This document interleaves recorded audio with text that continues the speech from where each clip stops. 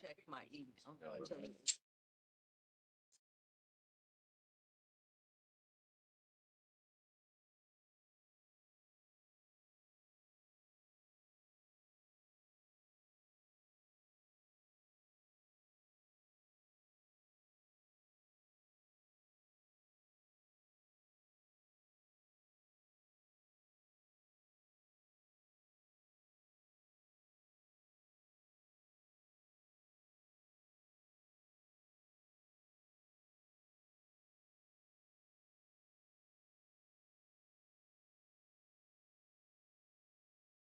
Speech to them what the expectations were.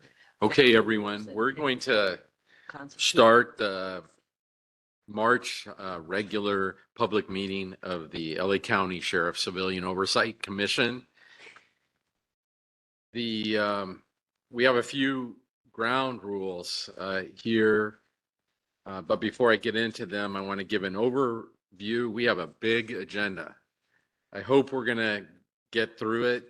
We have reports from all quarters, and then we have an educational presentation from the Family Assistance Program, which has been really working with our Sheriff's Department to help the people who are grieving loved ones fatally shot by deputies.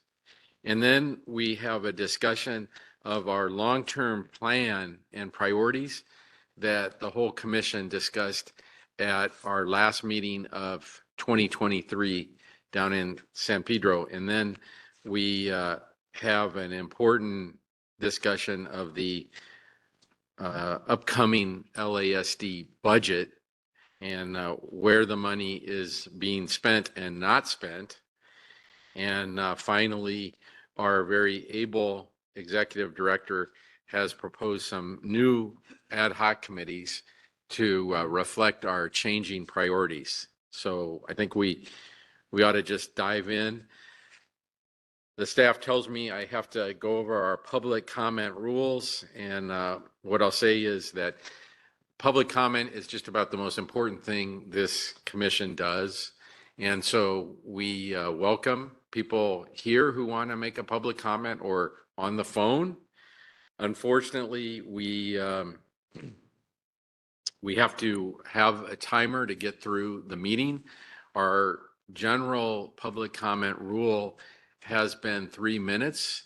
There aren't a ton of people here, so I'm going to leave that right now. And if we have to revise it because of the heavy schedule, we'll do that. We ask that our speakers honor the when your time is up, that you honor that so that everyone waiting gets their 3 minutes too.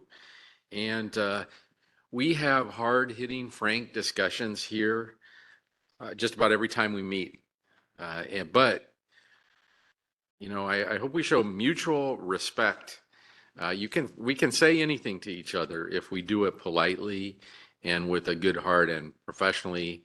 I know that emotions run high, but I ask that we honor that professional atmosphere, because that's the way we actually tackle real problems.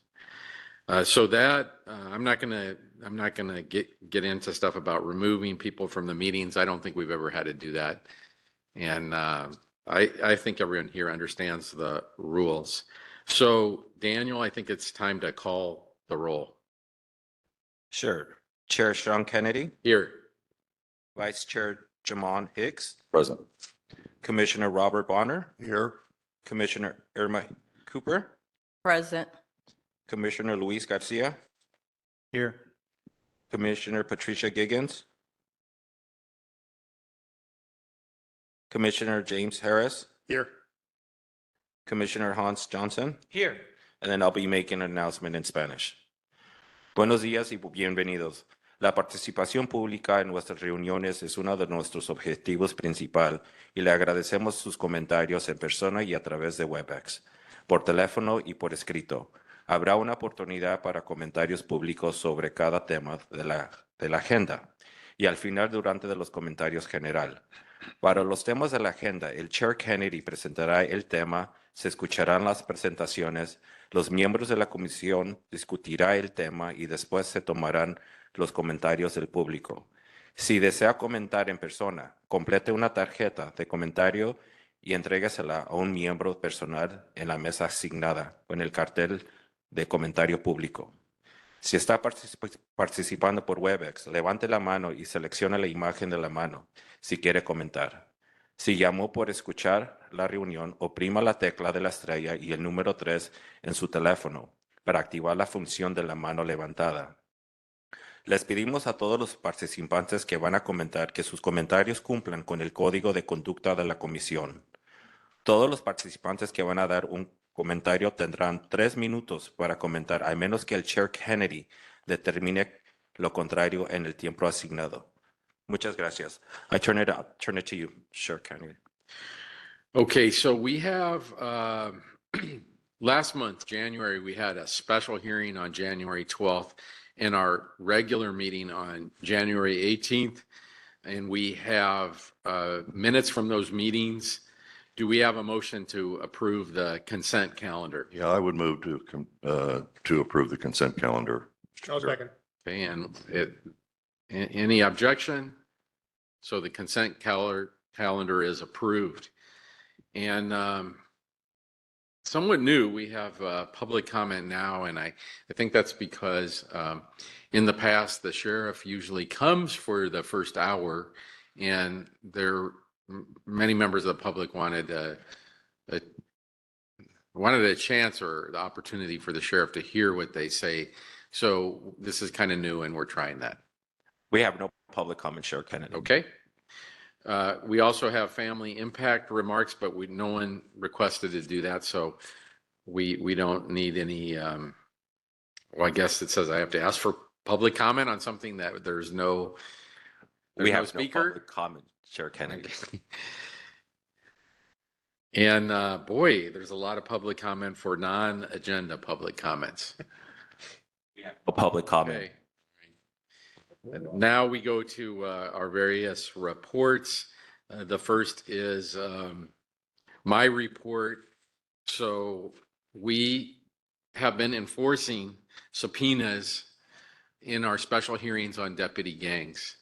In January, the former sheriff, Alex Villanueva, after flouting subpoenas for 2 years, came and testified at our 10th special hearing. And then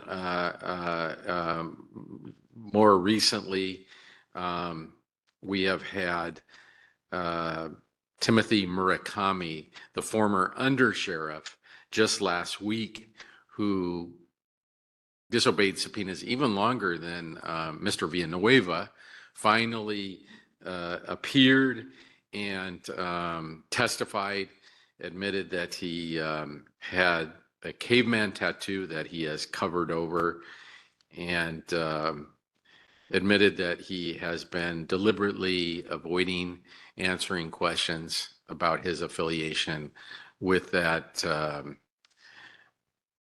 subculture, deputy gang, whatever you want to say. And so, the work continues.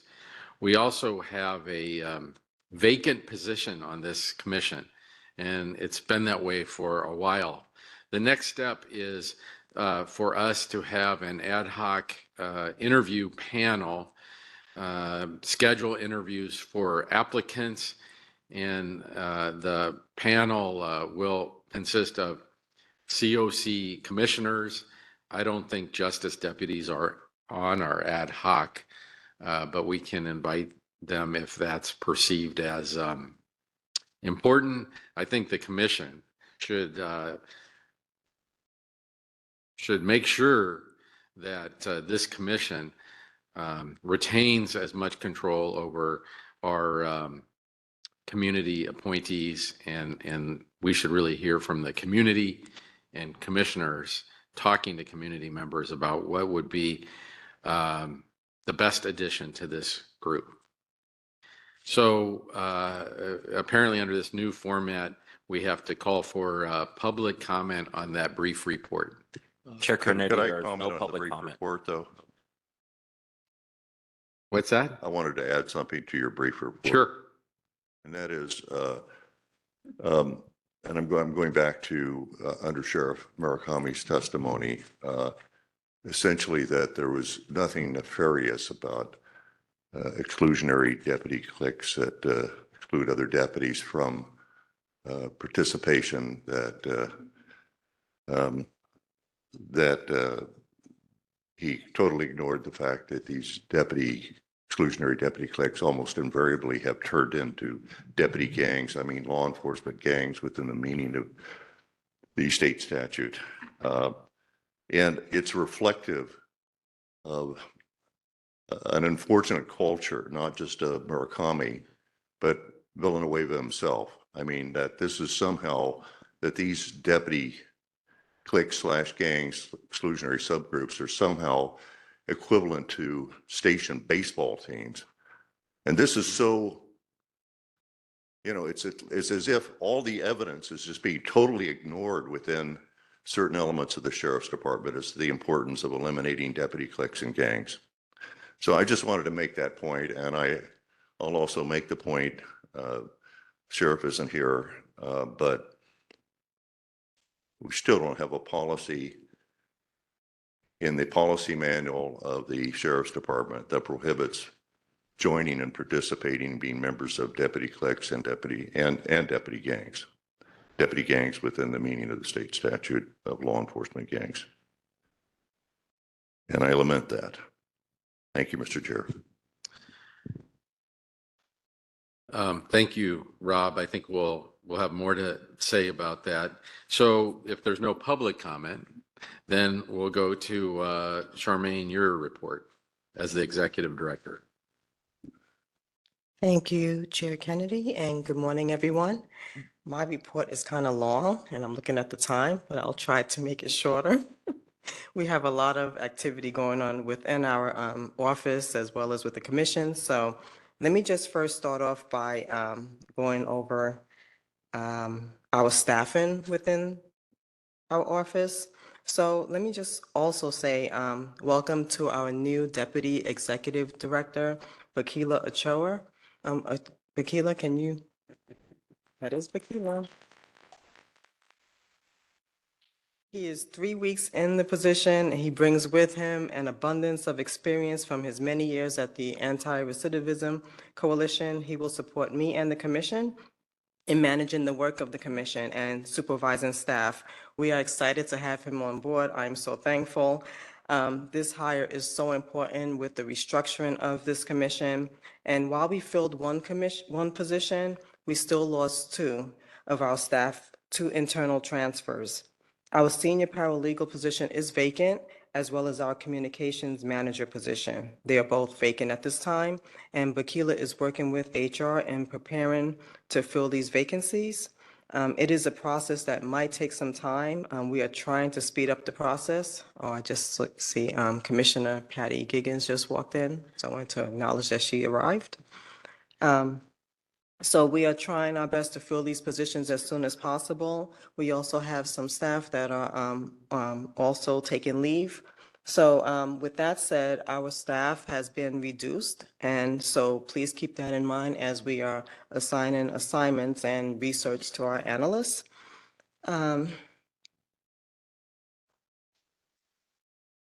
We also made some internal improvements so far as it relates to our internal operations.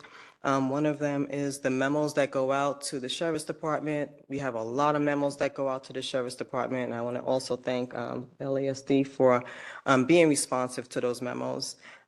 We are trying our best to set up a system as far as when memos are being approved by the commission and being able to track those memos and also being able to attract the subpoenas. So those are some of the improvements that we're making also within our department. We've also been very, very active within the community. Our staff has been going out and attending the CAC meetings, which are the advisory committee meetings. Some of the meetings are listed on the agenda. Also, staff has attended some presentations as well as our chair. Chair Kennedy also gave a presentation on deputy gangs. And this Saturday, Bakila and I will be out at the Racial Justice workshop, and we'll be facilitating one of the sessions on the school to prison pipeline. And that is going to be taking place from 9:30 to 12:30. Let's see, what else do I have? We are also going to be taking part in the ride-alongs and the station tours. Also, we have organized a visit to the Men's Central Jail. That's going to be important since I'm from the outside and I'm not from LA. So I am trying my best to get out there. We are also planning a joint commission meeting with the Probation Oversight Commission in May to highlight the SRD complaint process, the LASD complaint process, and more. We can probably tie in the disciplinary process for both, possible. And I am also continuing my meetings with various stakeholders that include community members, county council, LASD, commissioners from our commission, and other county and city boards and commissions. So we are looking forward to also having additional community events. So if you have anything in mind that you would like us to attend, please let us know. Also, Chair Kennedy mentioned the tactical plan, so I would skip that portion. We'll get to that sometime in the agenda. And lastly, this year's NACO conference is going to take place again in Tucson, Arizona, from April 13th through the 17th, and staff is working on drafting a proposal, actually a few proposals for sessions on deputy gangs and law enforcement, mental health and law enforcement, suicide prevention, and LGBTQIA. And those proposals are due this Friday, so we are trying our best to get them in. Hopefully they will be accepted. And then also, I was thinking, since we had some of our commissioners attend last year's NACO conference, that we can possibly host 2026 NACO conference here in Los Angeles. So I know I'm adding more work to my plate, but it's all good. So I just reached out to the director for NACO to see if that year is a possibility for us to host a NACO conference here in Los Angeles. So that completes my report. Great. So I'm going to go through the reports, and then we're going to take public comment after we go through all the various reports. And anyone can publicly comment on any report that has been talked about. So we don't have Sheriff Luna here, but we have the Assistant Sheriff. Holly, welcome. Always nice to have you here. And is there anything you would like to report on before we get into the substantive topics?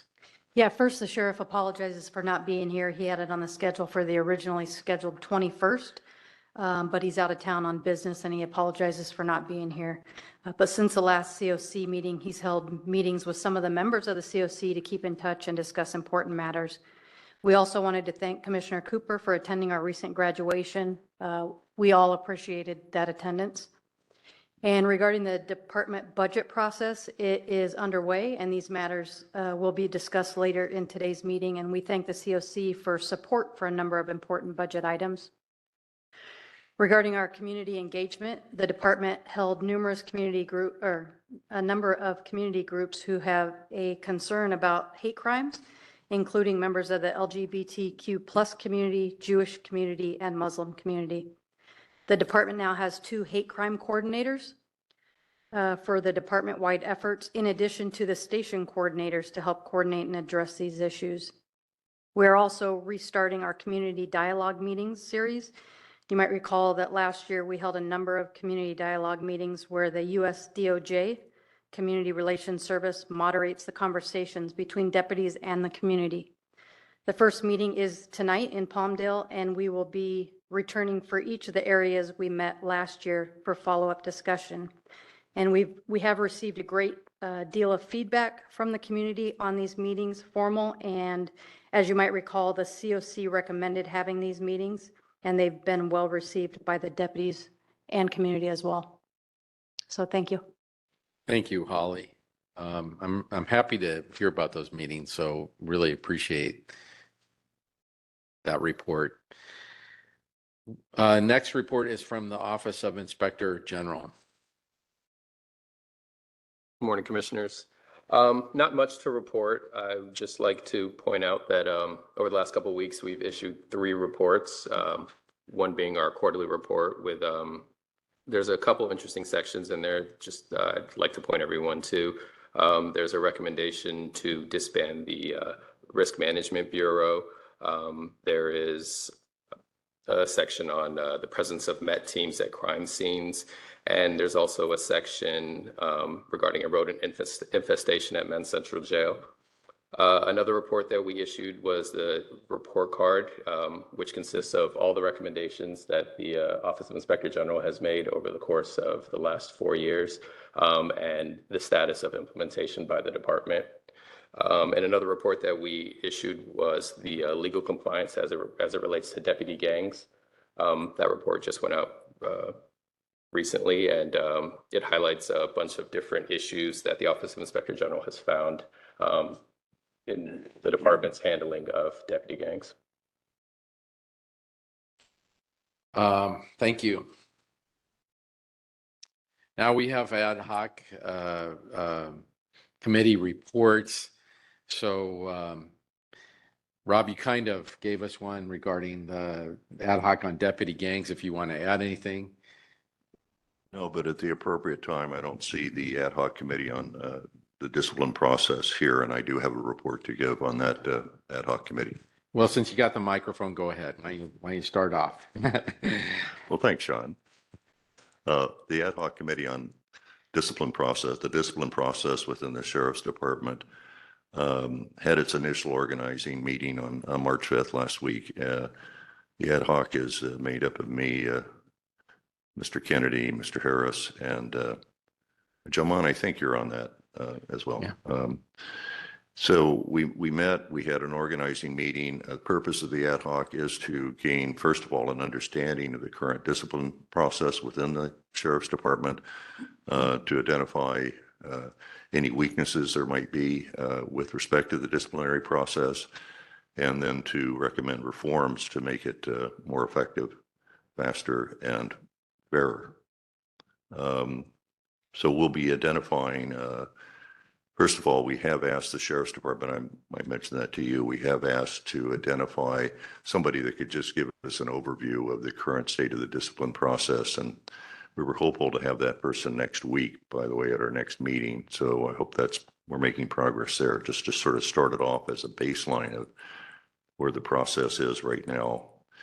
And what the sheriff's thinking is about maybe improving the process himself. We'd be interested in knowing that, of course. In any event, we'll be identifying and interviewing subject matter experts from other large law enforcement organizations, from PERF in Washington and elsewhere, to identify best practices with respect to the discipline process within other large law enforcement organizations, to see if there are some best practices that would be useful for the LA County Sheriff's Department. We're staffed on this by Nunez Petrosian.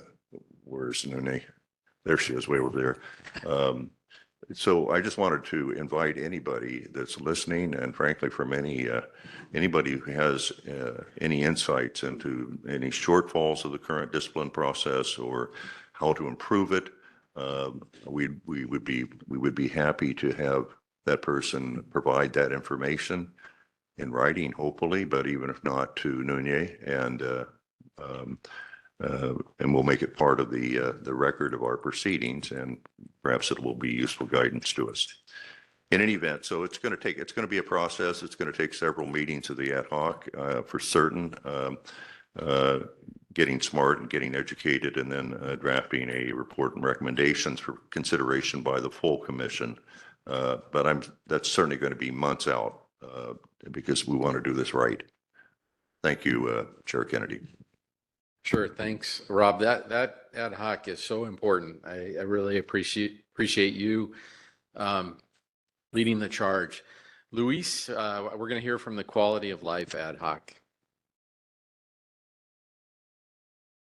So the Quality of Life Ad Hoc Committee is currently in the process of conducting research in the area of law enforcement, suicide prevention, and employee wellness. Okay. And that's it. So we await your report. Hans, what about the technology ad hoc? Well, as commissioners know, we made a report late last year about tasers and taser use by the department.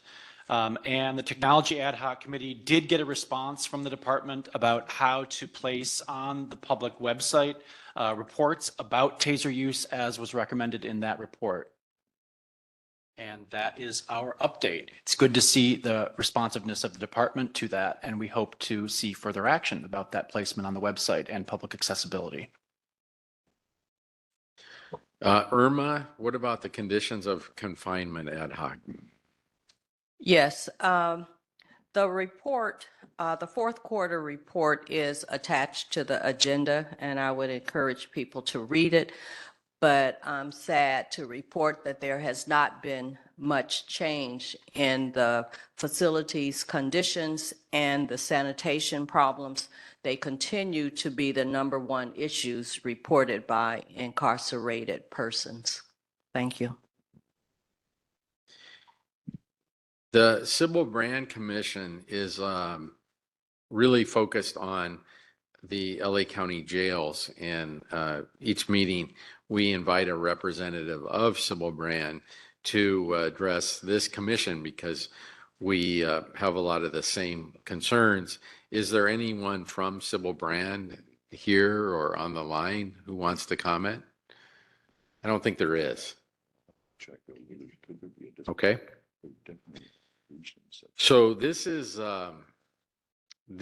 concludes all the reports, unless I unintentionally left out any ad hoc that wants to say what they're doing. I don't see anyone. So now we'll go to public comment.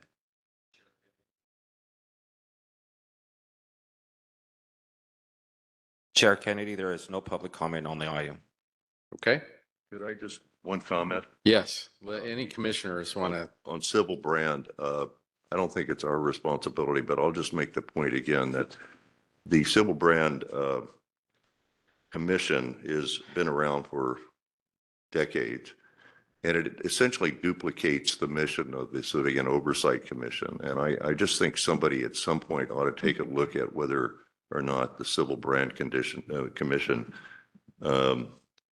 is performing some function that we're not performing, and if so, what it is, because they just overlap with us. And yeah, I know it's, bureaucracy 101, it's almost impossible to get rid of anything you've started, but, at some point, the supervisors really ought to look at, collapsing that into the Oversight Commission, and maybe there's some commissioners there, maybe there's a commissioner there could fill our vacancy, I don't know, but in any event, I just feel I should make that point, but I don't think, because it appears to be a self-aggrandizing for us to suggest it. I mean, for us to make a recommendation or something, it's just the supervisors and the justice deputies, if they need something to do, might take a look at that. Thank you. Rob, you don't think that this commission has enough on its plate? That's what's my concern is. No, we have on our plate the conditions of custody in the Yes. county jails. That is on our plate. That's all Sybil Brand is. It was set up for that function. So it's been put on our plate. If they want to take it off our plate, okay, so be it.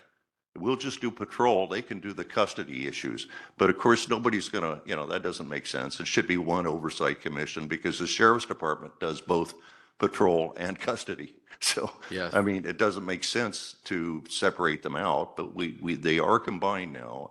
So my point is not to put something more on our plate. It's just to recognize this is on our plate. We can't shirk the responsibility and say, hey, that was the Civil Branch Commission's responsibility, that there are problems with suicides in the county jail, that there whatever you name the issue. That's our problem.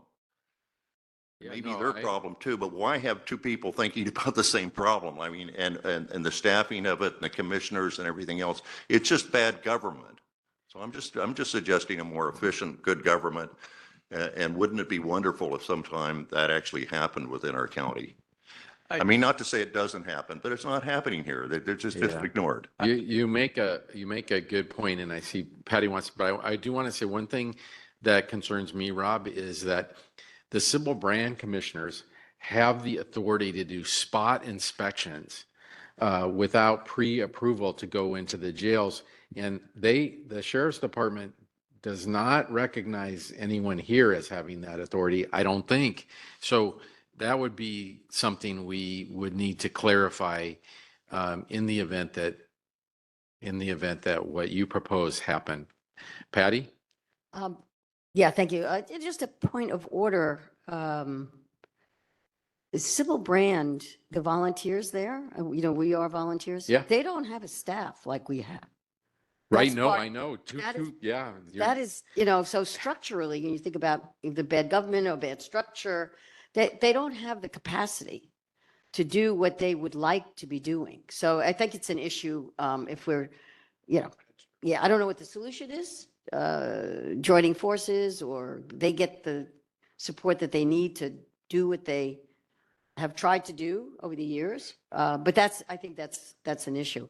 And then doesn't the OIG have authority to go into the jails at any point? Marty, you probably can. Yes, we do. Yeah. So, well, it's like, okay, so we have all these functions around looking at the jails, and there's not a lot of movement of improvement.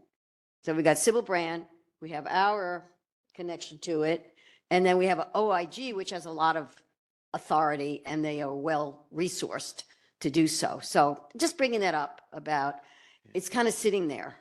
I think the problem continues to fester, and it just sits there. Sure, but I don't think we have the right, Patty, to direct the OIG to go into the jails. I mean, we could ask them, and Yeah. the Inspector General may or may not grant our request, but it's not like it's like the Sybil Brand. I just happen to know because a couple of Loyola professors serve on that.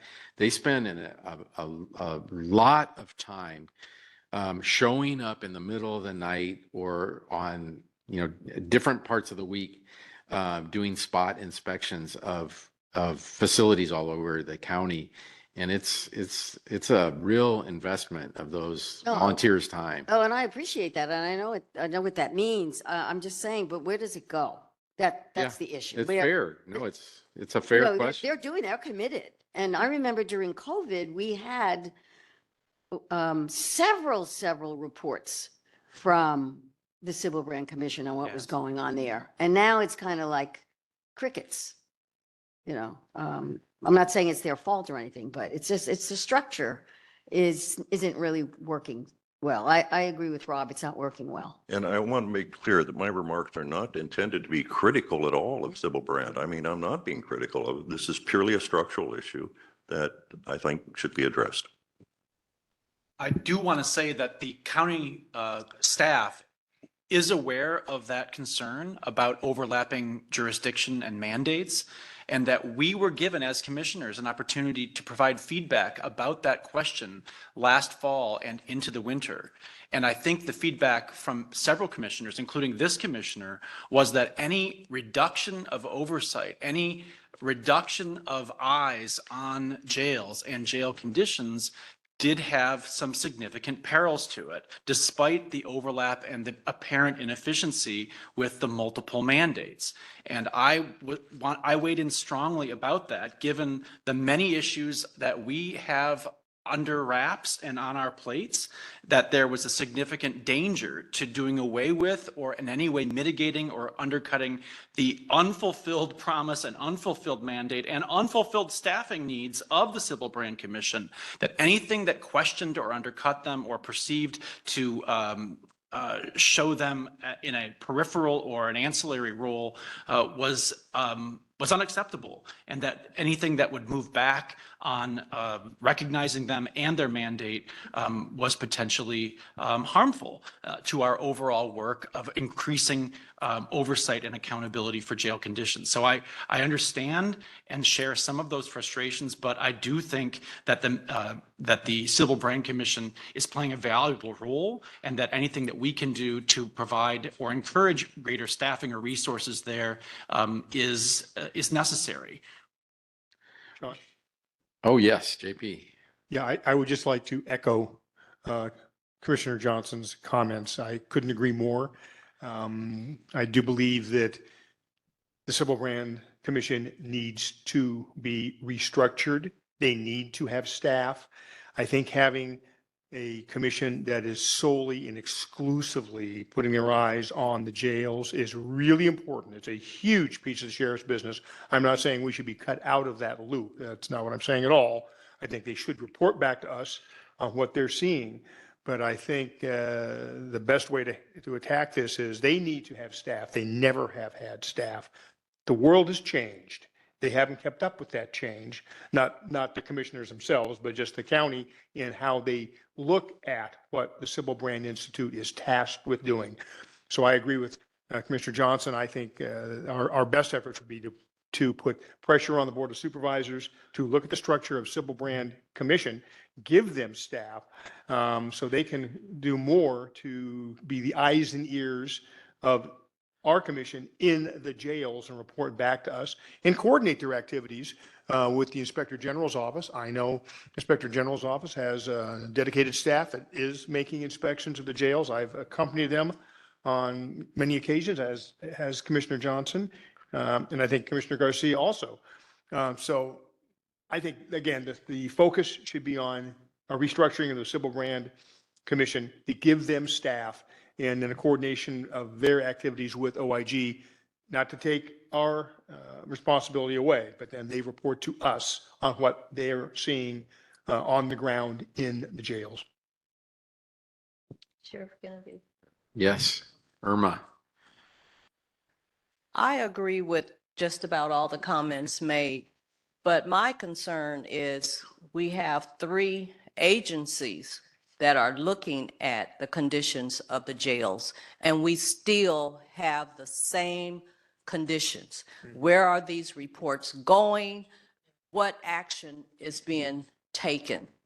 Because we have a commitment to those citizens who are in confinement to make sure that they are healthy and they are not living with rats and roaches. And I have a serious concern about that because they are human beings. They are citizens of the Los Angeles County. And I agree, we need to put the resources where they need to be. And we need all eyes on it until these issues are resolved. Rob, can I ask, I really appreciate the discussion. Do you advocate for any particular method of moving forward? You've started what is an important conversation, and I'm just wondering if you have any ideas specifically about how we should move forward on your observation. I do have a thought or two. I mean, particularly in light of Hans and JP's comment. And that is that it really does need to be clear. I mean, we talk about accountability within the sheriff's department, but you have to have accountability for oversight of the jails. And the only way you have accountability is if you've got essentially one entity that's responsible for it. Okay, so you could possibly have Sybil Brand, as JP suggested, reporting to us, but that's not really going to happen. I mean, they're commissioners, they're appointed by supervisors, and that's not likely to happen. And then if you want staffing for Sybil Brand, we're short on staffing in our own commission. I mean, let's be realistic here. I mean, if we're going to get something from the County Board of Supervisors in terms of increased staffing for oversight, we can't be saying, well, why don't you staff Sybil Brand? We have staffing needs ourselves. I've talked to Charmaine about this, and she referred to them in her report. So I'm just saying, but at the end of the day, I frankly, I hadn't realized, as Hans said, that we actually told the supervisors that they should continue to have, maybe we should have another agency that has oversight over the sheriff's department. I just don't think that, I would not have agreed with that. I don't remember being asked by anybody to talk to anybody, any justice deputies or anybody on the board about this issue, but I certainly would not recommend that myself. So I respectfully, by the way, and politely disagree with Hans and JP on on what they would recommend here. But I don't, the process, I still think it's somewhat unseemly for us to let's say form an ad hoc to figure out what's the best way to assure accountability for oversight. I just don't think that's our job. That is the job of the board. But I did want to flag it, and I almost regret that we've spent so much time on it because it's really not, it really isn't an issue that we can solve. And there are other issues that we can solve, or at least help the sheriff and the sheriff's department to solve, but I don't think we're going to be able to solve this one. Okay. Commissioner Kennedy? I just wanted to comment on my experiences with the SBC and visits into the jail, also with the OIG.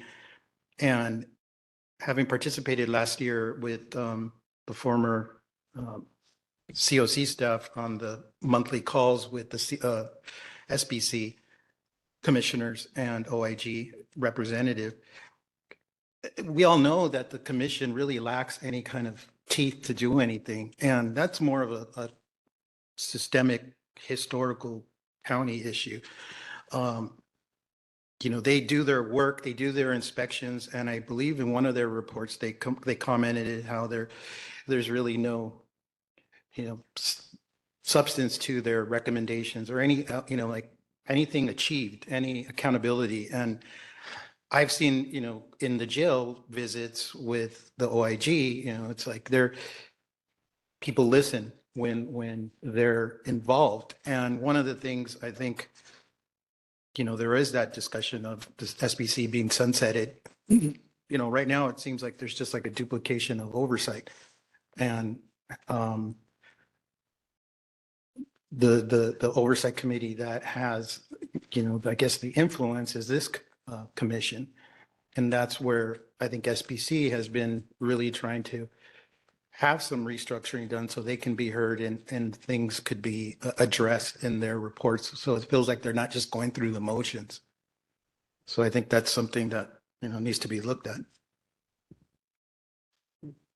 All right. I don't know what to do. Why don't we think about those comments? I think it's a good point that I think that you make, Rob. On the other hand, I think the spot inspections are really important, and I know that they're doing that. And I don't think under our current formulation that we can do that. We would have to rely on the kindness of the Inspector General's office. So let's move on. Well, let's move on to public comment. Chair Kennedy, there is no public comment on the item.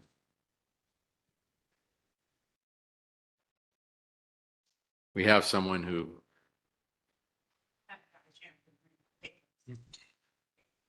No problem. On this item, though? On all the reports.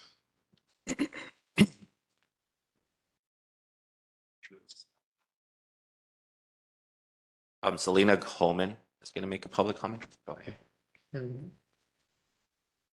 We want you to use the mic so everyone can hear you because we're live streaming.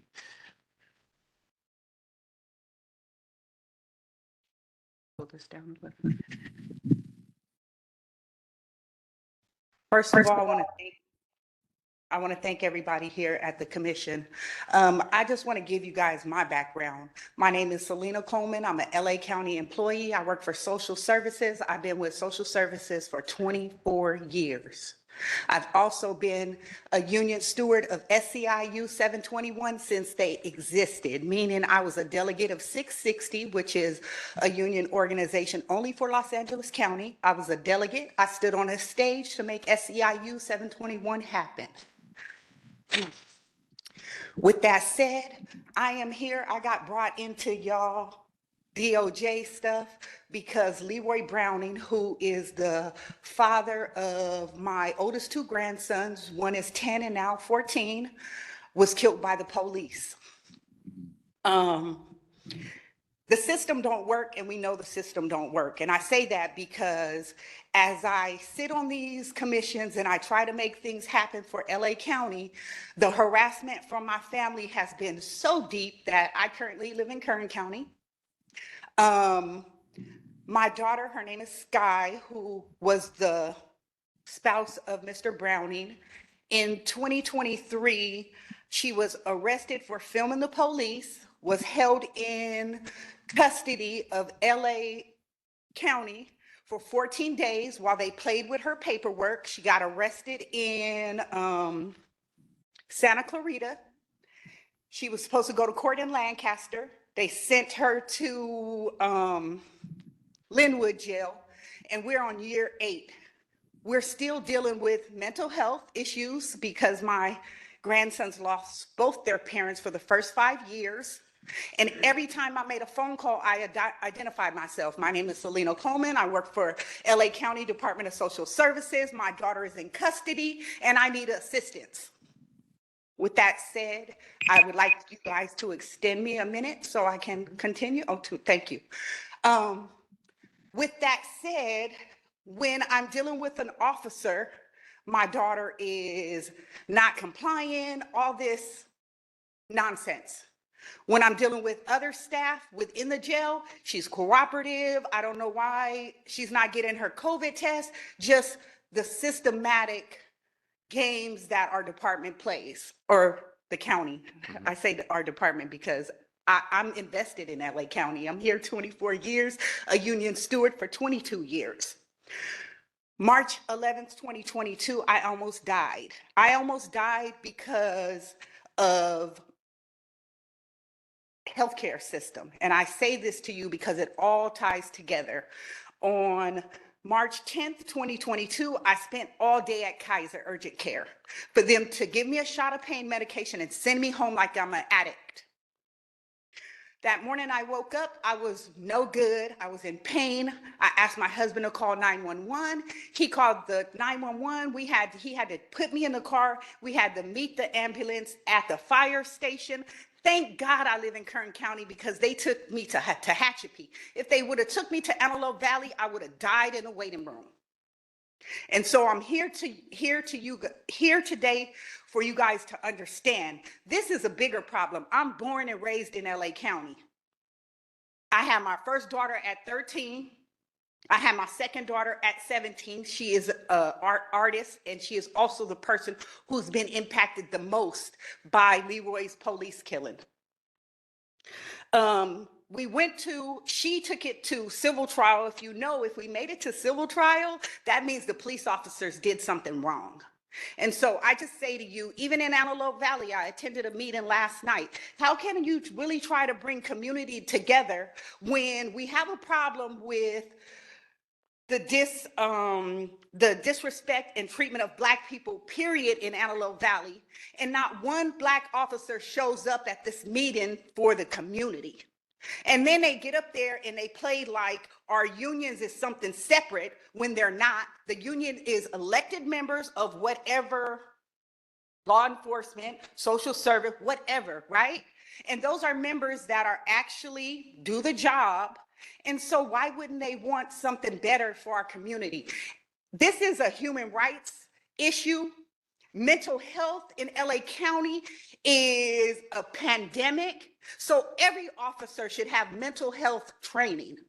Because if you grew up in LA County and you know. Thank you for your comments, Coleman. Sorry. Your time has. Thank you. Well, that may be a good segue for our next agenda item, which is the Family Assistance Program and the progress or status of that important program.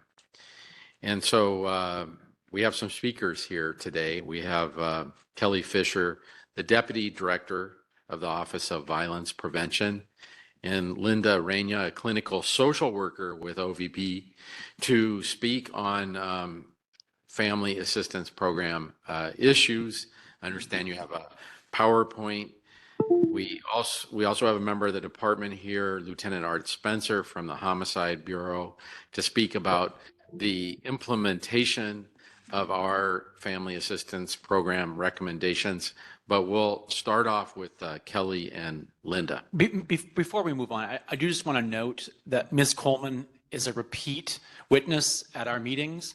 I want to recognize the 2-year anniversary of your survival, and I want to thank you for coming to our commission meetings and bearing witness to your experience, to sharing in such plain terms what you have gone through, and also your very concrete and resourceful recommendations for trying to improve it. I do just want to note the anniversary that was embedded in your remarks, and thank you. Thank you for coming to bear witness to your experience. Good morning, and thank you, commissioners, for this opportunity to share about the Family Assistance Program. And thank you, Ms. Coleman, as well, for the strength and your commitment to this work. Our hope is that we can work with our county partners to do a better job for serving communities. Oops.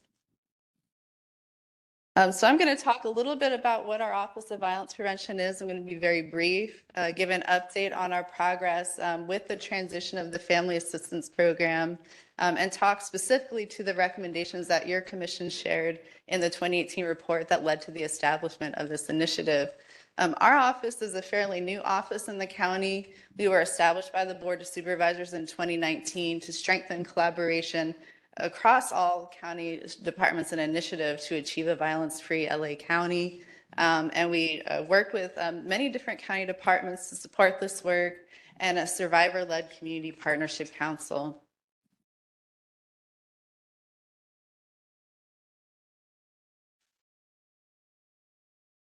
Apologies, I think the button's not working. Tracy, would you be able to advance?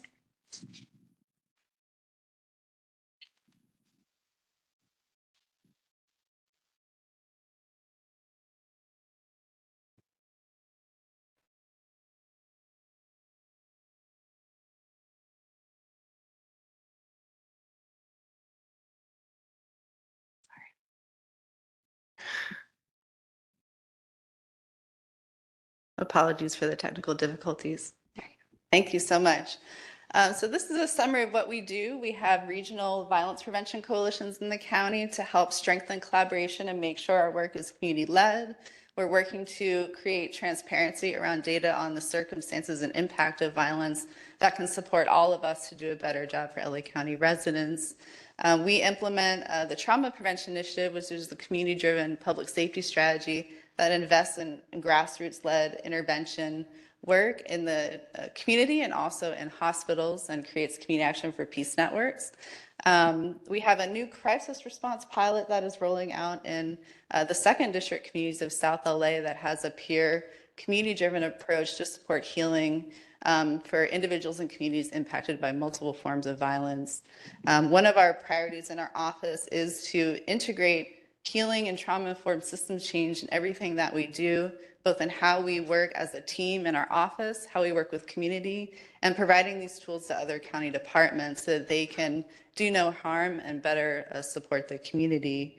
And last, another one of our priorities is shifting the narrative around violence and trauma and promoting a public health approach that violence is preventable, and we all have a role to play. So as you know, this initiative really began with the Department of Mental Health with Miriam Brown, who really led this work, and we are building a foundation on the excellent work that they did with our county partners. And when it was decided to transition this work to our office, our goal is really to build on that work, to continue the peer approach to provide support for grieving families, and improve efficiency of the process across our systems. How can all of our departments work better to support families that are impacted by deputy-involved shootings and in custody deaths? And how can we work together from preventing these things from happening in the first place where we can? So we work closely with the Department of Mental Health, with the medical examiner, with the Sheriff's Department, both the Homicide Bureau and custody bureaus, the Office of Inspector General, and the Sheriff's Civilian Oversight Commission. A key part of that model is providing burial assistance to families who lost a loved one to a deputy-involved shooting or in custody death. We've been fortunate to be able to hire a team of in-house clinicians in our office who work in partnership, eventually with a contracted community-based organization to provide peer support and system navigation to families. Our first hire is Linda Reyna. She's a supervising clinical social worker in our office, and we're in the process of onboarding a second social worker that can provide this assistance. We're also building the capacity of the Department of Medical Examiner to hire dedicated social workers to assist with the next of kin notification process and supporting grieving families to navigate the process. So this is a timeline of where we are. This is a process long in the making. In October 2022, the county confirmed ongoing funding for this initiative, $1.5 million per year, using AB 109 public safety realignment dollars. We got our staff items so we can hire and build this capacity in April of 2023. In September of last year, we hired our clinical social worker, Linda, and we worked with her to develop a work plan for this work. We were also able to hire a consultant short-term to help us with researching best practices and developing and refining protocols for this work moving forward. Beginning in November, we were able to transition the burial assistance protocol process from the team of the Department of Mental Health and started to process these payments to our office. As of this date, I believe we've processed 2 of those payments. And in January, we've met individually with our partner departments, including mental health, the Sheriff's Department Homicide and Custody Bureaus, medical examiner, and others to talk about transition, introduce our team, and talk about next steps. In February, we developed a webpage and brochure. These should be launching soon, so we will definitely share these with the commission when they are ready. We've begun to respond to the incidents in the field. We've received a couple of notifications from the Sheriff's Department already to begin this process. This month, we're convening our first multidisciplinary team meeting of our partners. This is going to take place next Friday to discuss the transition and next steps. Later this month, as I mentioned, we have our second staff person who's starting. And then we're working on developing contracts for the community-based provider and for evaluation services so that we can have those start later this fall. And our goal really for that community-based provider is to see what other supports we can provide to individuals and families and the surrounding community above and beyond the burial assistance program. Like, for example, providing healing services in community and providing other referrals. So this highlights our progress in implementing the recommendations that were in the 2018 Commission report for the Family Assistance Program. The first being the county should establish an entity consisting of a multidisciplinary team to provide ongoing support, resources, and transparent communication. This multidisciplinary work has been ongoing for the past few years under the leadership of Department of Mental Health, and we will continue to do this with partners quarterly, beginning with our first meeting next week. The second recommendation was trauma-informed training for Sheriff's Department staff who come in contact with grieving family members. This is something we will work with the Sheriff's Department on and find the best way to move forward with training. We do have some in-house resources, and we know the Department of Mental Health also has resources so we can put this training together. The third recommendation was department members who speak with the media should be mindful of how they characterize the subject of the investigation. This is really a culture shift that needs to happen for all of us in how we deal with violence. We will be discussing this with our multidisciplinary team, and we plan to reach out to the public information officers across our partner departments to come up with a strategy to make sure that we are doing this in an appropriate and trauma-informed manner as a county. The fourth recommendation is LA County takes a lead role to advocate for changes in policy and current laws regarding access to victim services. This is something that we will do in partnership with our multidisciplinary team. We know that there is new legislation happening here in the state and at the federal level that will impact this work, and we will learn from this process to see what system changes that we can make as a county to better support families and to reduce these incidents from occurring in the first place. The fifth recommendation was to establish a program to assist families with funeral expenses, trauma, grief, and counseling for family members. This has been ongoing since Department of Mental Health started the pilot, and it's something that we are actively implementing now. And we do hope to be able to provide additional resources through our contracted community-based provider once we have a contract, hopefully later this year. The sixth recommendation is to develop a pamphlet for family members of deputy-involved shootings and in-custody deaths. This is something that we will have for the commission shortly, definitely by end of March, that we'll be able to share both a website and a paper pamphlet. Thank you so much. If there are any questions, please let me know, but this is our contact information, including my director, Andrea Welsing, and Linda Reyna, who's our lead and the clinical social worker for the project. Patty, I know this is a topic that you were very passionate about from the beginning, so I think we'll start with you. Yeah, thank you so much. Yeah, thank you for coming and providing us this update. It's very heartening to see the progress that's being made. I have a couple of questions. In terms of how it's organized, the family assistance program is within your violence prevention group. And so what is the budget for that within your overall program? What is the budget for the family assistance? The entire annual budget is $1.5 million. So that includes the 2 clinical social workers in our office, the 2 social workers that will be hired for the medical examiner's office, as well as funding for a new coroner investigator at the medical examiner's office. We also have funding for, I believe, up to 50 families a year for burial cost assistance at, I think currently the maximum is $7,500 each for burial cost. And we have a contract for evaluation that will be implemented starting next year, and also a contract for the community-based organization. I can provide a more detailed budget to be shared with the commission. Yeah, that would be great. And so what is the budget for the Office of Violence Prevention? The overall budget for our office, we currently have for our main infrastructure for OVP is $3 million per year. We have several grants, mostly from board mandated initiatives. I believe our ongoing funding is around $12 million a year for various projects, including the $3 million for our infrastructure. Right now, we also have temporary funding from the Federal American Rescue Plan Act in the amount of $25 million that has to be spent by the end of 2026. That's great. And the 1.5 million, that is, you're going to have that for 3 years, 5 years? What's the term of this initial investment?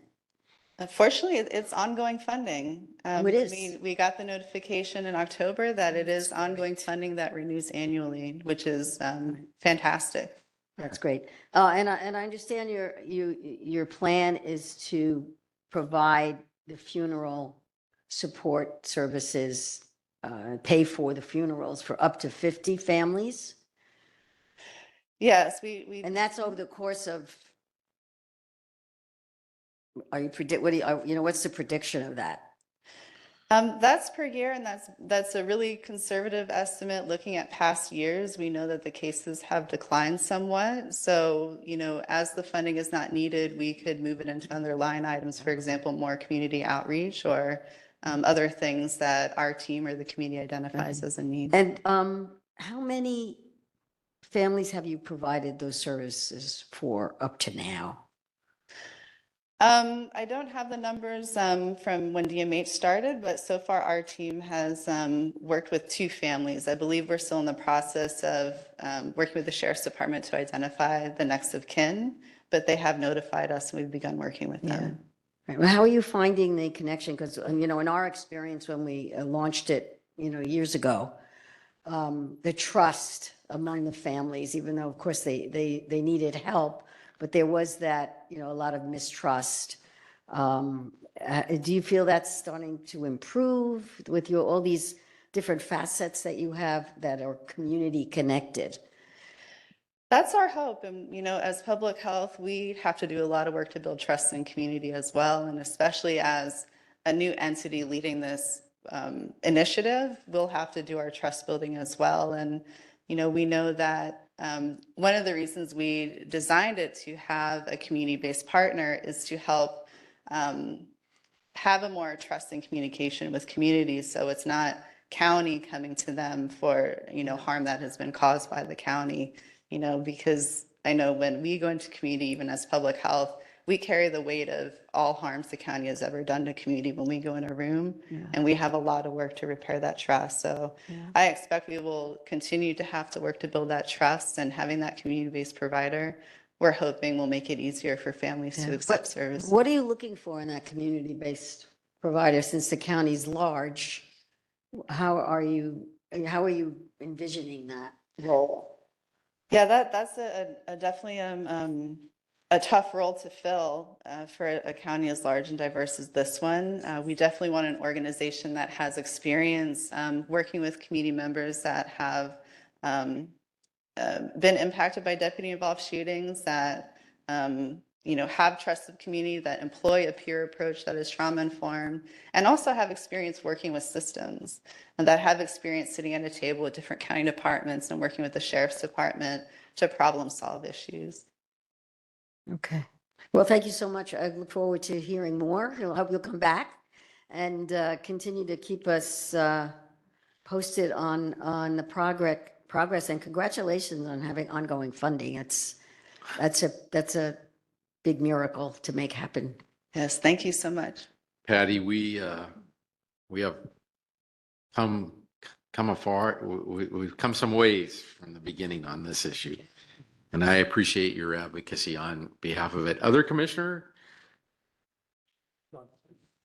Jamon? Thank you for the presentation.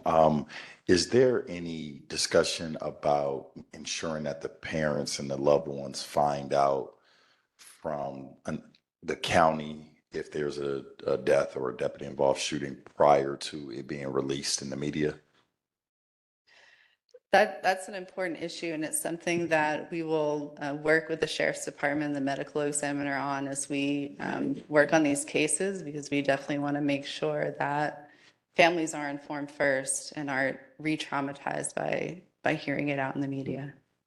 Yeah, Sean? JP? Then Hans? And thank you very much for your presentation. I'm just wondering, you heard Ms. Coleman's public comment today, and the death of Leroy Browning clearly has impacted her family. Are there services that you can provide her to assist her and her family, or I guess her daughter Sky, in the issues that they're dealing with? Seems to me like this would be an opportunity to get or bring some assistance to this grieving family. Am I wrong in that? Not at all, absolutely. And I will give her my card when I complete my presentation. But, we will be able to support families, in the past. We're not just going to serve new families that come to us. Right. If there are families that have been impacted by an in-custody death or deputy-involved shooting from a few years ago, we're still here to help them. Thank you. Absolutely. Hans? Ms. Coleman, you're going to get a chance to talk because we're going to have public comment right after this. I just want to note the poetry of the prior public comment and this presentation, given that the Service Employees Union, to which Ms. Coleman devoted so much of her life and her time, grew out of a burial assistance program to dead service workers in Chicago in 1921. And its roots are in providing services to the grieving families, sometimes immigrant families, that were so traumatized and dislocated by deaths of injured workers. And I just want to ask, given that history, is there any effort to partner with or engage labor partners throughout Los Angeles County in your efforts, and to ensure that there is awareness and amplification of your mission through unions of all kinds throughout Los Angeles County? That's an excellent suggestion, and we'd love to find out how we can connect with the unions to share this programs. We know something our team will be doing is trying to promote these services to make sure that the community is aware, and to provide opportunities to hear about what folks are going through so we can address some of those issues. And the other question, it may be in the interest of real talk, is what red tape you're running into. I can only imagine that efforts to provide burial assistance is maybe a top request of families that you're dealing with. What other requests are they raising for your work and possibly for your resources? And B, what difficulties or challenges are you running into in getting that aid distributed and making sure that the people who are the intended beneficiaries of your program are actually getting it with the least amount of hindrances and hiccups? Yeah, I know getting the procurement logistics worked out was definitely our first step, and we were able to do that within our department to process them relatively quickly. But, you know, I know something that we've learned from mental health is walking families through the process to become a county vendor or working with their funeral home to become a county vendor, and making sure that information is correct so that they can get the funding in a more timely manner. You know, I know something we were hearing about, you know, the recent incident in the Antelope Valley, the deputy involved shooting there was a whole apartment building full of community members who were impacted by that incident and need some healing support. So that's something we were looking into, you know, how do we better serve the surrounding community that are really impacted by these incidents, and find out what resources they need, whether it's healing support, time to be heard, or to be able to connect other resources. Luis? Thank you for your presentation. I just had my question is centered around the in-custody deaths. To date, in 2024, there's been 5 in-custody deaths. What is the process like for families to know, families of a loved one, like, does OVP outreach to the family, or is there some kind of contact number that the sheriff's department informs the family that these services are available? I know, and I'll defer to the sheriff's department on answering that question. I know that's much trickier. For now, we don't have authority to be able to make any next of kin notifications, so we depend on the sheriff's department who makes that first and notifies the family. Yes, please.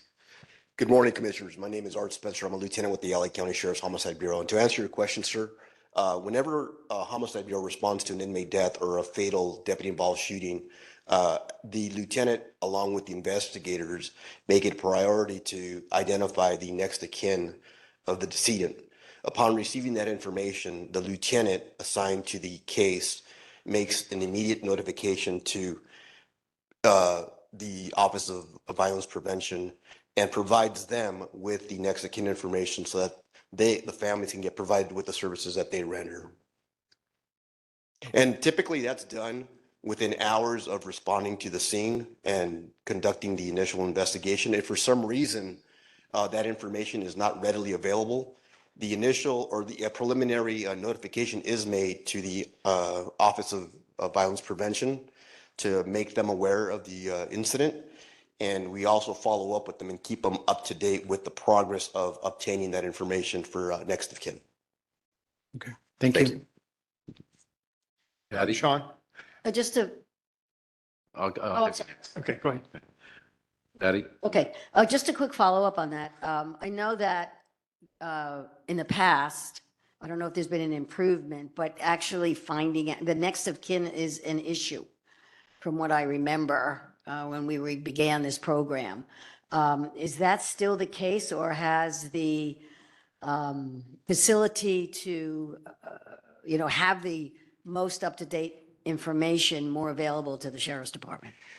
I think that's on a case-by-case basis. There are times where investigators and the homicide lieutenants aren't able to obtain next of kin information. Now, the legal responsibility lies with the medical examiner coroner's office. However, we've had a long-lasting relationship with them, and with that being said, Homicide Bureau, the lieutenant and homicide investigators typically take the helm and make those notifications to the family members of the decedents. If we do run into a problem where we can't obtain that next of kin information, it's been my experience that we typically get it within 48 hours. We have crime analysts on board that assist us with obtaining that information if for some reason it's not readily available at the time that we respond to the scene. Oh, that's good to know. Okay, this is a question for both of you to follow up on our vice chair's question about media and communication. My sense is that there's been an improvement when Sheriff's Department announces these incidents that happen where there's been a death, deputy-involved shooting of some kind, and that in the past, one of our biggest concerns was that there was an assumption that it's gang-related, and that was just put out there. And I remember we did a lot of education with the Sheriff's Department back in the day when we first started this. So I guess it's for both of you about how is that communication, how is that education and respect shown for the community by not giving out information that may not be verified, and stigmatizing the situation, stigmatizing the person, the family, et cetera. How is that manifesting now? Right, and that's a great question. And that's the last thing we want to do is stigmatize the family, or anyone involved in traumatic situations such as fatal deputy-involved shootings or inmate deaths or any death, for that matter, right? So as a homicide lieutenant, one of our duties is to report information to the media and to the public when we respond to scenes of deputy-involved shootings, murders, inmate deaths.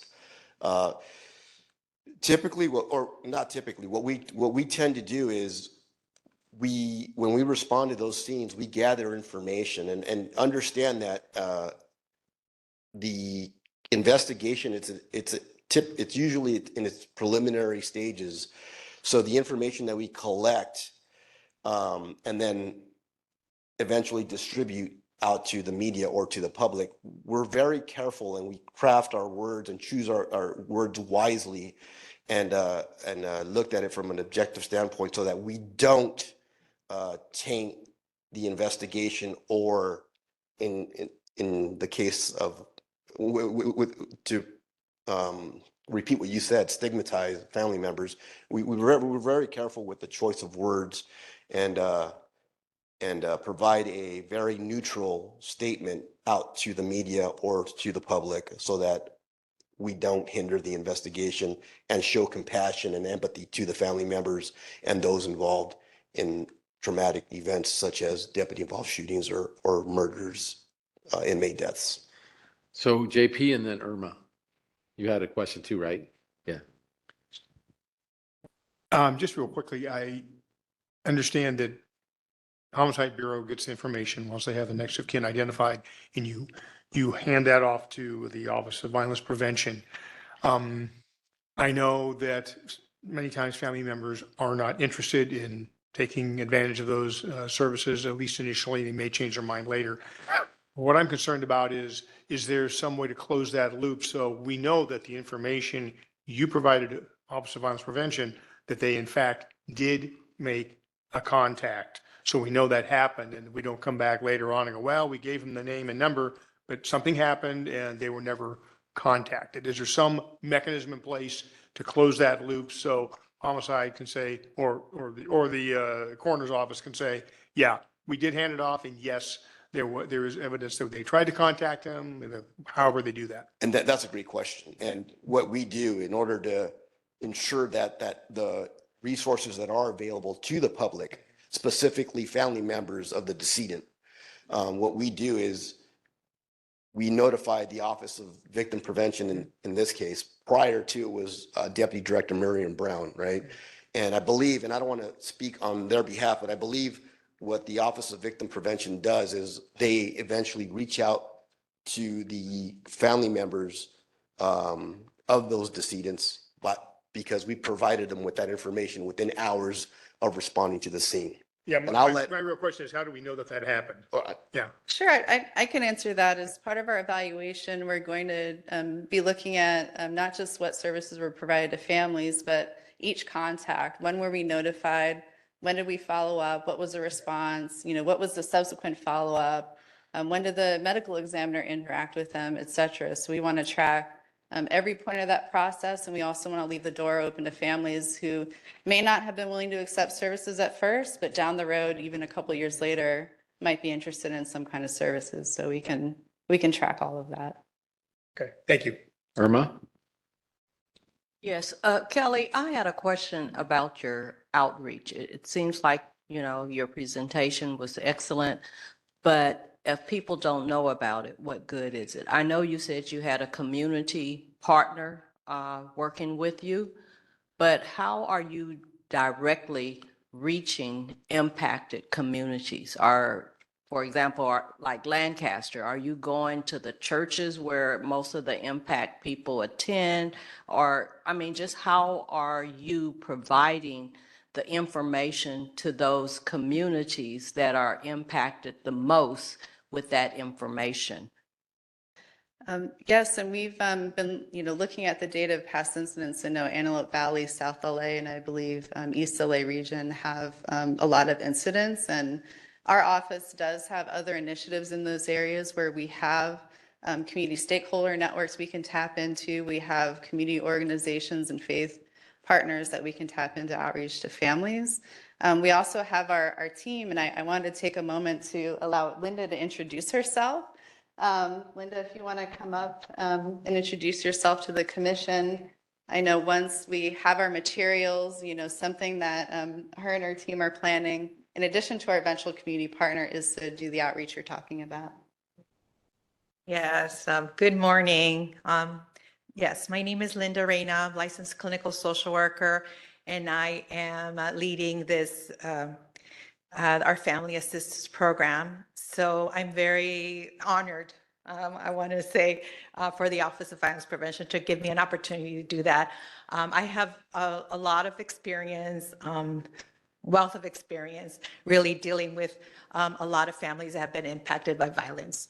In planning this program, I have really, my focus has been really a center where the families that have been impacted by the deputy involved shootings and or died in custody received the support. So I'm glad that we have 4 clinicians that and reach out to the families, as soon as we get the information, and offer crisis counseling for them at that time, do a clinical assessment, and then provide the support that they need. So far, I have gotten 2. I have responded to both of the families. One of them is out of state. The other one lives out of county, and they both have accepted our services. We're helping them with burial assistance at this time. So I'm here to answer any questions that you may have as well. Thank you. I just wanted to make sure that the information was given to those impacted people in their space, going to them rather than them trying to look up numbers and stuff like that. Thank you. Okay, that's it. I just have one final question for Art. In the beginning, when we were talking about this, one thing we heard over and over again was grieving families were so upset that they could not get the autopsy report of their loved one who died because the department put a so-called security hold that sometimes would last indefinitely. Is there any change in that regard from the department? I know that there was some change with the Office of Coroner and Medical Examiner, who released one, at least, over the objection of former Sheriff Villanueva. He accused the coroner of, I guess, committing a crime for doing so. I don't think that's true. But I'm wondering if there's any attention to that from the department side, because it's an issue that comes up over and over again. Representatives of the department make statements in the media about the death, but then the family members can't independently assess what happened because they can't get access to the autopsy report. Right, and that's a great question. Typically with security holds that are requested by the Sheriff's Department, specifically Homicide Bureau, that are submitted to the coroner's office, those are typically done because information that's obtained within the autopsy report can potentially hinder the investigation once presented to the district attorney for filing consideration, if in fact they do file any criminal charges. And that's typically Which done. they hardly ever do, right? Right. In the deputy involved shootings I'm talking about. Oh, right. Yeah. So yeah, in cases where it's a fatality, unless there's something that's going to hinder the investigation or the integrity of the investigation, security holds are not typically requested. That's basically where we stand on that. Now, that's just one aspect of it. We understand in fatal deputy involved shootings. Right. We also have to take into consideration the district attorney's office. They're an oversight external entity that also reviews the investigation to determine if in fact it was a justified shooting or not. Now, that may very well bring a criminal prosecution if they determine that the shooting is not justified. So under those circumstances, it may very well be that a security hold can be requested pending the outcome of the DA's disposition of the case. But those are decisions that are made on a case-by-case basis. So in every fatal deputy involved shooting, obviously it's going to go to the JSID to decide whether they're going to prosecute. Statistically, it's almost never. And in every single time, do you request a security hold that prohibits the families from getting that? Not, I would say no, not every single time. No. Do you know how much? Because what we heard is that it was every time from the families. Now they may just feel that it's every time. So, that's a great question. I don't have the information in front of me. So what I can do is I can take that question back with me and get an answer for you in order to not speculate on an answer. Holly, do you know? Yeah, really quick. Years ago, I was a homicide lieutenant, and it was our practice of every deputy involved shooting, but that is not the case anymore. It's case by case, and they have to provide specific information to get that hold. And I don't think it happens that often anymore, but he can get the statistics of it. But yes, it was a practice years ago, which has stopped probably, I want to say like 3 or 4 years ago. If I could ask, is the decision to put a hold on an autopsy report, is that decision reviewed periodically?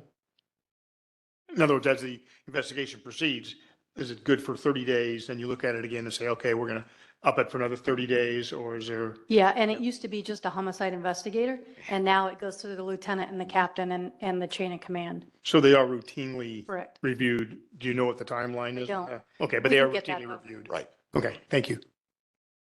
Well, it sounds like we're making progress on many fronts. Patty, you have? Yeah, I just want to say, I want to applaud this commission because this was the issue, the first issue that we dealt with when we were launched in 2019. The community came to us with these stories, these heartbreaking stories.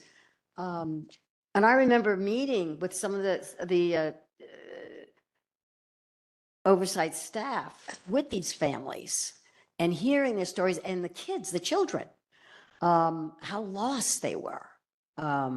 So I just want to say that we moved the needle on something. So it's like, let's take a minute, let's take a breath, let's take it in and really appreciate this whole process that started with Department of Mental Health, working with LASD, and then moving into Office of Violence Prevention at the Department of Public Health.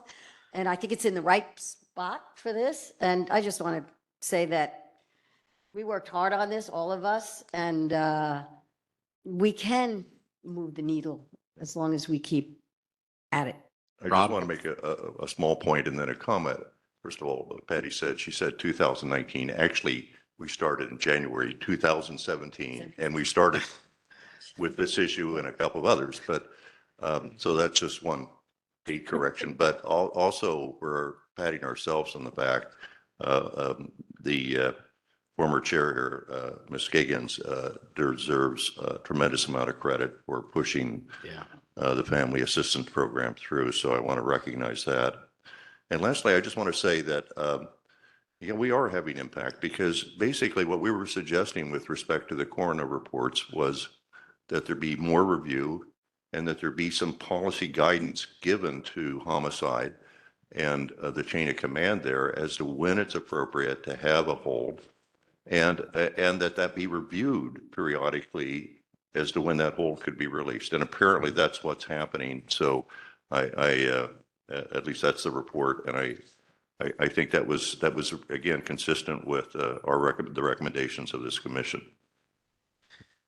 Yes. So Holly, we're often complaining, but thank you for some progress on these things on the department side. I hope you'll tell the sheriff. And I also just want to say the way the Office of Violence Prevention talks about this issue is so different than other county agencies, because obviously they're involved. Sometimes they're defensive. They have to worry about the court case. And it just really is nice to hear OVP talk about it in a way that focuses on the people who are traumatized and really being there for them, because that was our intention. So thank you. Thank you. Okay. Let's take some public comment. Daniel? Sure, Kennedy, there is no public comment on the item. We do have. Oh, sorry, we have one online. Yes. And we have one live too. Stephanie Luna, if you can unmute yourself and begin speaking.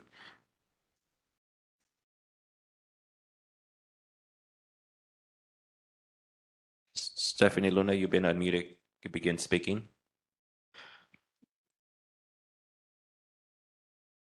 Hi, can you hear me?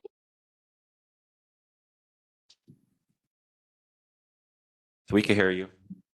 Yeah, so I first want to start off by thanking the commission and everybody involved in the establishment and the upholding of the family assistance program. You know, having been affected by having my nephew killed in 2018, I can tell you that navigating the system was extremely difficult. You know, in the sense of being a grieving family while trying to, have GoFundMe accounts and hold car washes just to raise the funds to, have a proper burial was extremely difficult, all while being in the process of grieving. So to hear the family assistance program working the way that it's intended to, and to see the commission, the commission members fighting so hard to ensure that there's proper funding designated for this program, it's extremely appreciated. And I just want to commend the commission for, doing that and for continuing to uphold it. I'm also a little bit concerned though, hearing from that homicide detective, the representative, where he's talking about not knowing or like properly being able to give the information on the autopsy holds. Speaking from experience, my nephew's autopsy was on hold for years. And I'm talking about 2-3+ years that we did not have, the information regarding what happened to my nephew and how his life was taken and in what capacity it was taken.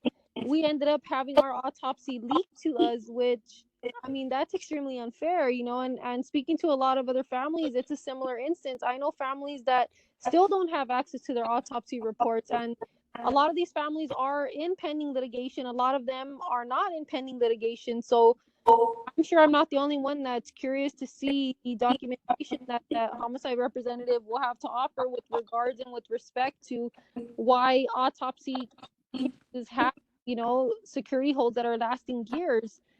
I think I was also a little bit concerned to hear when he had mentioned that a lot of the security hold are like routinely reviewed by the chain of command, because all too often we know that a lot of the deputies within the chain of commands are deputy gang members that have simply moved up the ranks. Yeah, I mean, I don't really have much else to say other than I'm extremely happy to hear the family assistance program is working. It's rolling out the way it's intended. We have commission members that are actively and advocately fighting to ensure that grieving families are given the time and space to do that exactly, just kind of grieve and have representatives help them navigate, their journey in the best way possible. So thank you to everybody involved in that. It truly is appreciated. Thank you, Stephanie. Next, we have Selena Coleman. It's ironic that you guys are on this topic today, because I got the flyer about this program on February 28th. of this year, 2024. So February 28th, I got this email, and probably about 15 or 20 minutes after I get the email, I get a phone call from my daughter who is affected by this killing. And she's calling me, and she's in a panic state. She's the mother of 3 boys, a 14-year-old, a 10-year-old, and a 6-year-old. And she doesn't know what she's gonna do. She's at a friend's house, they're being evicted. And I say, oh, well, they just created this program just for people like you, and I send it to her.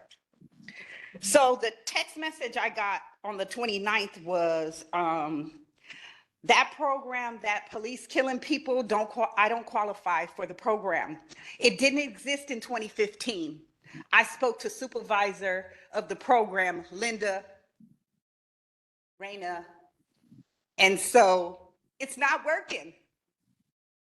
If she called for services in a panic like she called me, I mean, I don't know what she told the lady or what, but I just know I gave her the information, and I have it. I took a picture of it. I'm willing to let all of y'all see it so you can see. We're in year 8. We're in year 8. Okay, that's 1. And then 2, 21 days, the report for Leroy's autopsy was done.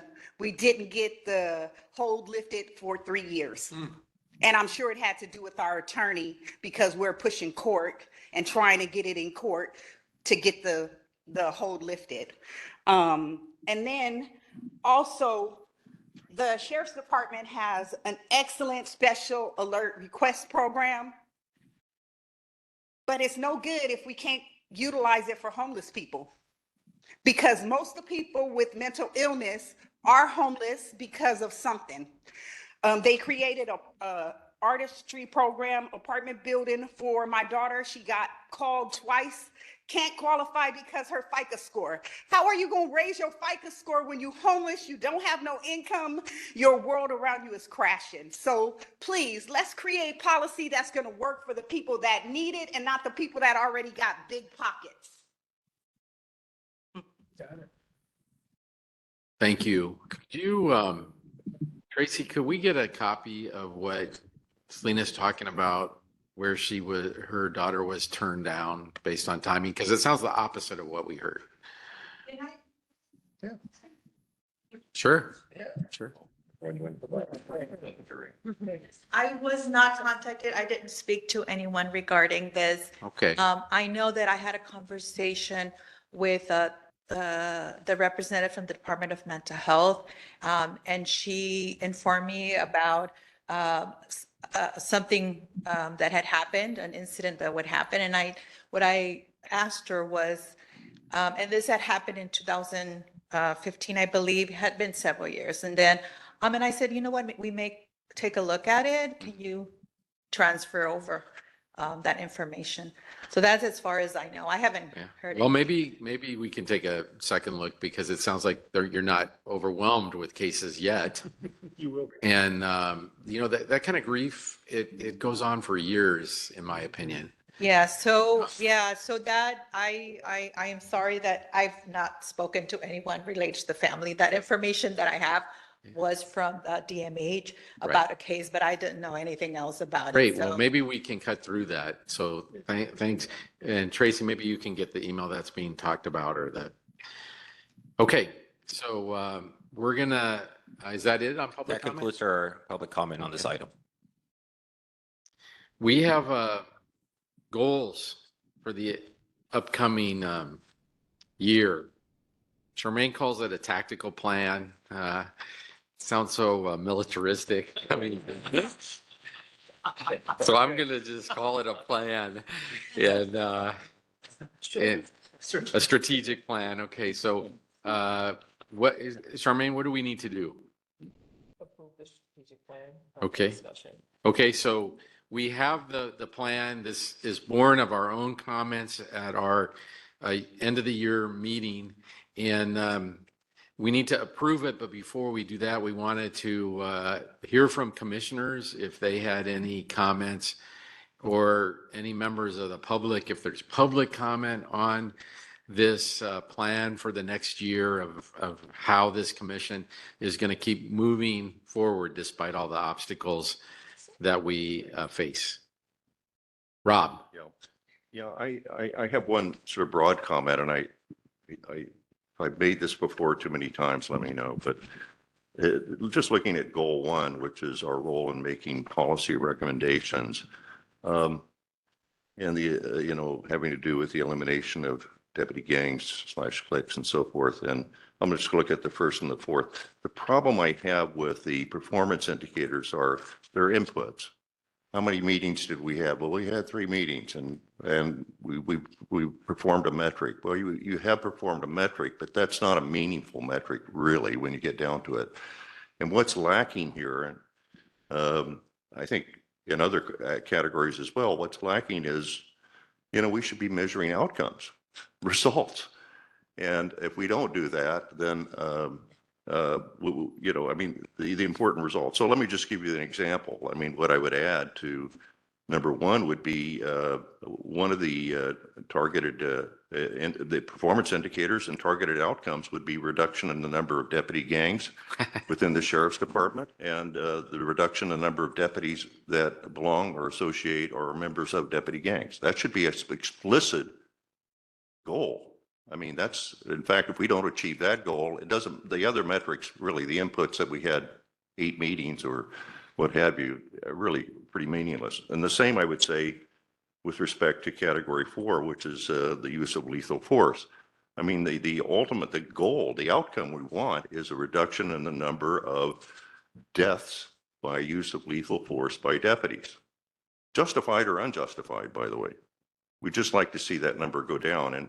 And so that's the metric that needs to be in there as a performance indicator and target. And I won't tinker with the inputs, but and they can be in there just because maybe I think they would be helpful to both the staff and the commission, maybe to say, that a completed report is important anyway. But I would add those to the performance indicators and the targeted outcomes. Okay. Anyone else? Well, I'd like to see, I agree, some specificity about what we really are accomplishing. Like we just saw, took us 7 years, but we have, something's happened. Obviously we had to bring everybody to the table. That's what we did. We were instigators at the behest of the community because we listened. So maybe, I think we should maybe tinker with the, what are we looking at to see that we've been successful? I mean, the measures they're good. These are things we do, but maybe we could be more specific. I agree with Rob on this. For example, around deputy gangs, how many, I'll be a little facetious, a little sarcastic. How many tattoos have been erased? That could be an indicator. But I mean, I think we should be more specific about what we're really aiming for. Okay. Anyone else? So to those listening on our staff, we've heard at least 2 commissioners, and they're spot on. Obviously, maybe we could try to be more concrete in measuring, because just holding meetings and issuing reports is not our ultimate goal. Our ultimate goal is systemic change to convince the department to be more open, more collaborative, more transparent. But other than that, is this a good set of goals? I don't know if we have to have a vote. It doesn't say that. It just says approval. It sounds like we have widespread approval with a few recommendations. And Rob, our deputy director, was shaking his head yes as you were talking about concrete measurement. And so maybe we can add that, and then these are approved, Charmaine. Do we need a vote? That's what I said. Do we need a vote? It doesn't refer to it on the calendar or the agenda. She'll have one just to. Okay, we're going to take a vote. Daniel? Oh, I'll say. Okay, Would Ramon the moved vote it, be? JP seconded it. Point of order, Mr. Chair, but the vote would be with my proposed amendments to Yes. add the Yes. specific outcomes. Thank you. Chair Sean Kennedy. Yes. Motion. Oh, I'm so sorry. There's so much public comment on this agenda that I missed it. So we have to take public comment and then we're going to vote, Daniel. We have no public comment on the item. We do. Oh. I'm sorry, I'll get you a paper afterwards. Is that Okay. Yeah, but he needs your paperwork for our just our do it. records. Can I do it afterwards or you Sure. want me to do it now? Yes. I just want to say, again, thank you for all your hard work. I do see the progression in it too. I was at the very first commission meeting in Antelope Valley, and I think it was 2016. I don't know if it's the same thing or not. But again, I want to say thank you because, it's been traumatic, to be honest with you. I haven't even told y'all about the 10 impounds that we received and 3 mandated 30-day holds when car was registered, had insurance, everything that said we should have kept the cars and right. And so for me, I'm quiet but not quiet, meaning I've been through this progress and this whole situation with you guys, giving messages and just trying to stay out of the limelight. Part of it because I was sick, but now I'm stronger than ever. And I think that the only way to get this accomplished is to really involve the community as a whole, because we're not police haters. This is a community issue. I have jailers and police in my family, and I pray for them when they go out to work every day. And it's just a bigger issue in reality. And I'm blessed because my mom was Puerto Rican. My oldest 2 brothers are white. My next 2 brothers are black, darker than you, sir. And there's 3 of us that look like me, and I'm the youngest. So it's 8 of us, 7 boys and a girl. I didn't even really know I was a girl because I had so many brothers. But I say this to you, I love LA County. I was born at General Hospital in 1970. I love the fact that LA County is redoing it.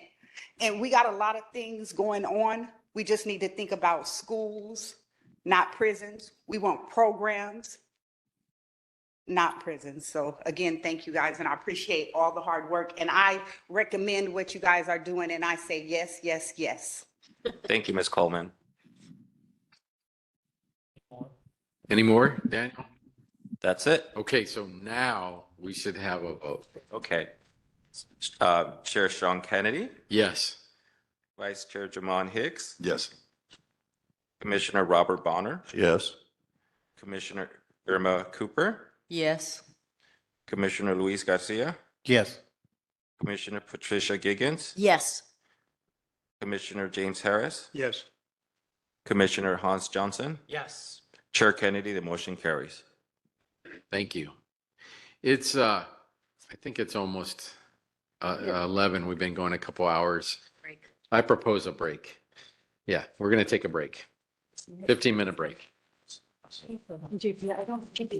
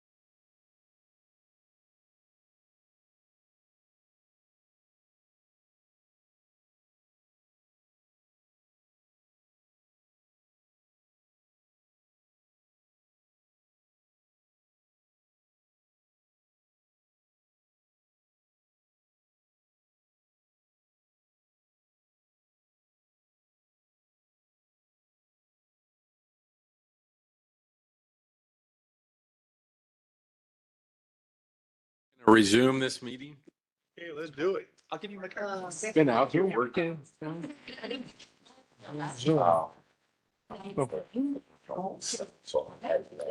I see. I haven't. It's been this whole meeting started.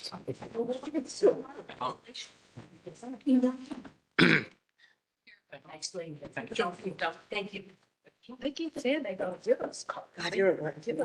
So the next issue on the agenda is a discussion of the sheriff's budget for the next, for the upcoming fiscal year, 2024, 2025. And I believe that we have Jill Torres, Assistant Sheriff, and the Chief Financial and Administrative Officer for the department to discuss this with us. And Tracy, I guess you're going to also help with this, facilitate with this presentation. I say it sometimes it's. Yes, thank you. Good morning, honorable commissioners and attendees. My name is Tracy Jordan, principal staff analyst with the Sheriff Civilian Oversight Commission. As it pertains to the Sheriff's Department budget, the commission continues to engage the Sheriff's Department on an ongoing annual basis related to the oversight of their budget. You will notice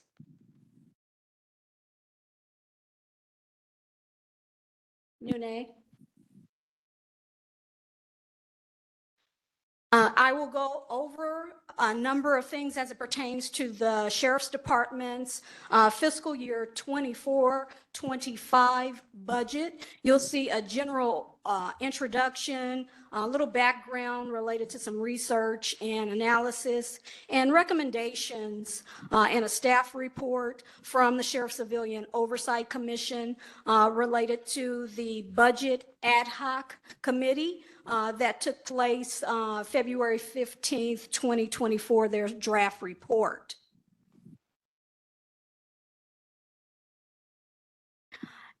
As it pertains to the Sheriff Civilian Oversight Commission, this commission has been concerned with the Sheriff's Department budget dating back to roughly June, July 2020, when the Use of Force Ad Hoc Commission, Ad Hoc Committee looked into body-worn cameras, and they were concerned with the funding related to body-worn cameras, and they asked the Sheriff's Department and the Chief Executive Office to provide additional information and an update as to the status of funding and the budget for body-worn cameras.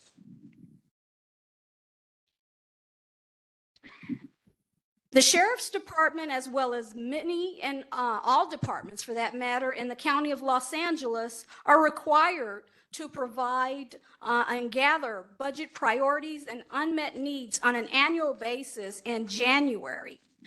This is based upon a policy within the County of Los Angeles and Section 4.03, which fosters fiscal prudency.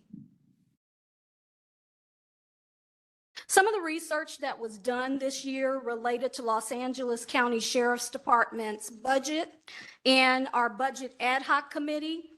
We heard from Los Angeles County subject matter experts related to their fiscal year 24-25 budget priorities and unmet needs. Some of the areas that subject matter experts that appeared before the ad hoc committee included their Psychological Services Bureau that reported conducting close to 300 deputy-involved shootings, briefings or debriefings, and establishing a wellness center after experiencing the loss of 4 department staff members to suicide in November 2023.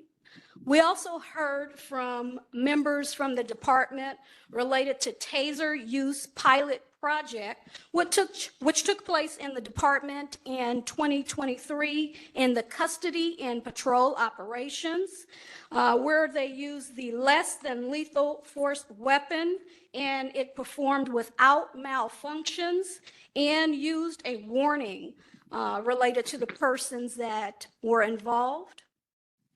We also heard from the custody operations related to Men's Central Jail, which was built in the 1950s and averages an incarcerated persons count of over 3,000, which needs a boiler replacement.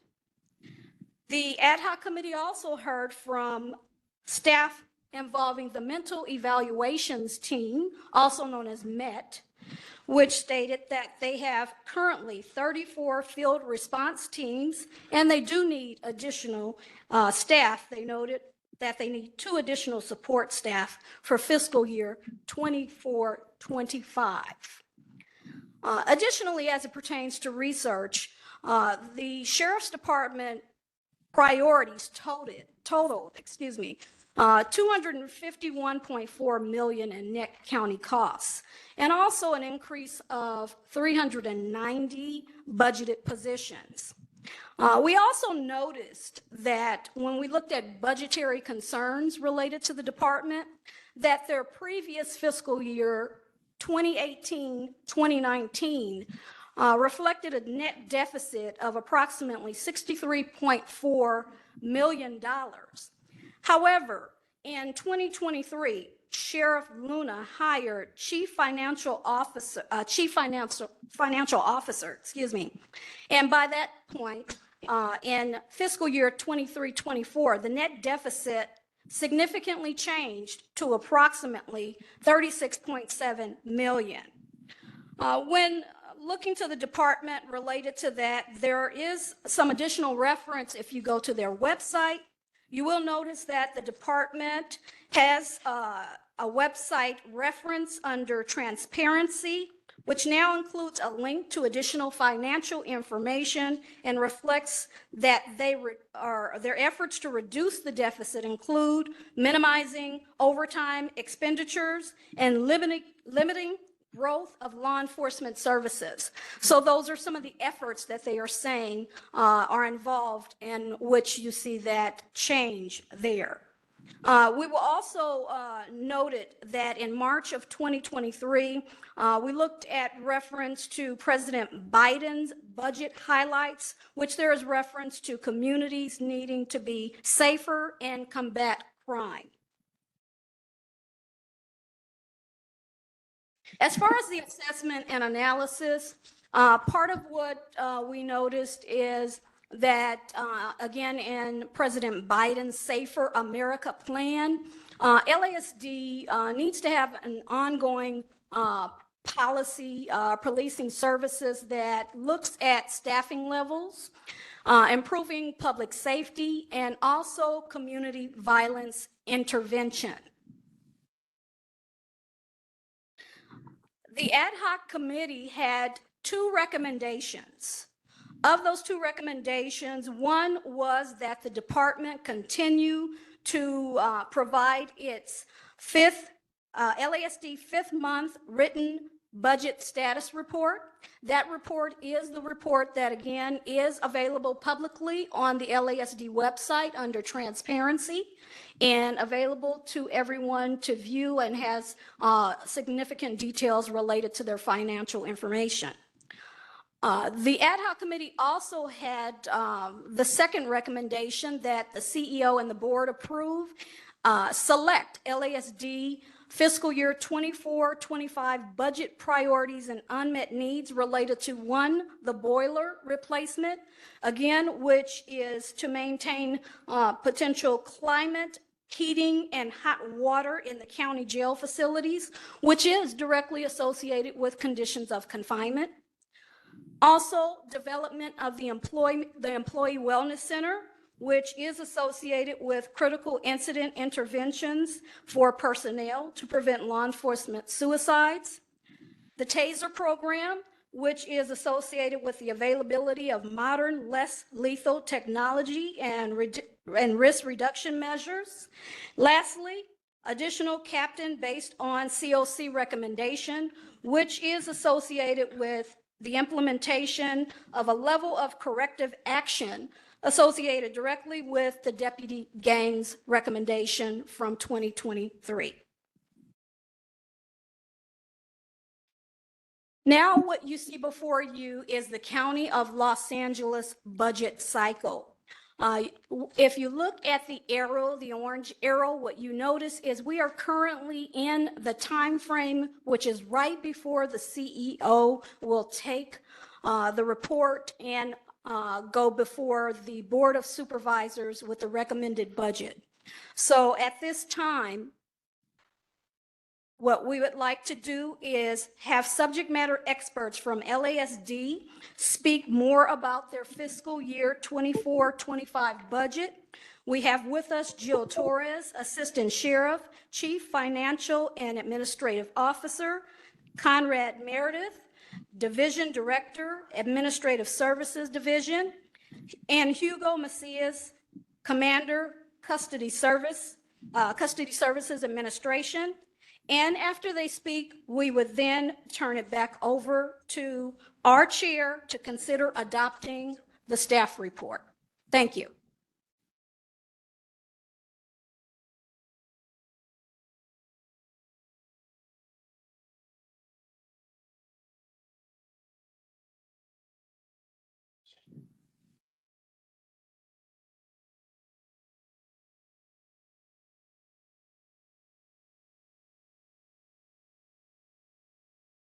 Tracy, do you know what's going on, or? I see they're not here. They're virtually.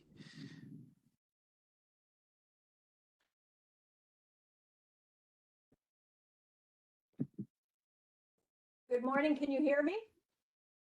Yes. Okay. Good morning. Thank you for giving us the opportunity to address the commission. I'd like to go over the department's budget priorities for fiscal year 24-25 and discuss basically the state of the organization. If you could go to the next slide, please.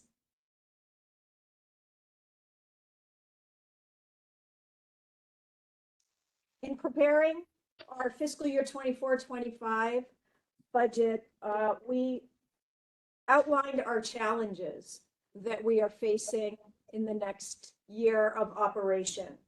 Many of these were also included in last year's budget and as the sheriff began his administration, and some will continue to be challenges for the organization for years to come. A few items have dropped off, and we are thankful for those who work with us to improve the department. Items that were removed have to do with increasing employee benefit and workers' compensation costs and structural deficits within the budget, because I believe that we are working to improve those items with the county executive office. However, items that remain include the level of vacancies and impairments, mandated service levels, levels of mandatory overtime, consent decree compliance, increasing mentally ill population in custody, needed equipment and technology. Additionally, facilities has been added to this list, and legal challenges and settlements. Additional items also include board motions and requests for services.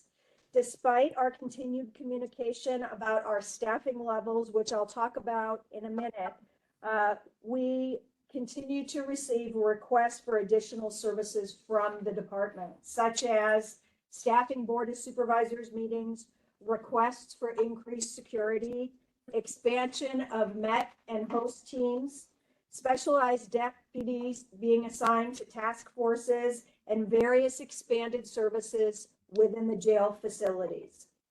Our contract services also are requesting expanded services.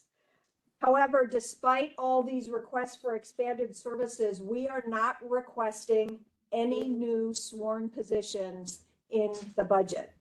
Next slide, please. And this is why. As the sheriff has said many times, we have a staffing crisis. Vacancies and impairments continue to be not just a budget challenge, but an operational challenge as well. Every day we start the day with less than 79% of the sworn staffing to do 100% of the job. That's before anybody takes vacation, goes to training, or calls in sick. And for professional staff, it's worse. 73% of the staff are doing all of the work. Again, before someone takes vacation or calls in sick. These vacancy numbers were as of February 4th. We had 1,215 vacant sworn staff positions. That's 12% of our workforce. We had another 927 impairments. Those are broken down into 358 on 4850 time injured on duty workers' comp, 396 on various medical leave of absences, 145 were leave of duty and other leaves, accounting for 28. And that leaves 2,142 staff, or 21% of our sworn staff, unavailable to work. Because we are so heavily contracted with mandatory services, mandated service levels, we cannot just let these positions stay vacant. They're filled on overtime most of the time. On the professional staff side of the house, 1,611 vacancies. That's 23% of our staffing. We have 296 that impaired professional staff, for a total unavailable staff of 1,907, or 27%. Professional staff vacancies run the gamut of the classifications within the organization. 201 are custody assistants. That's line level operational staff in the jails.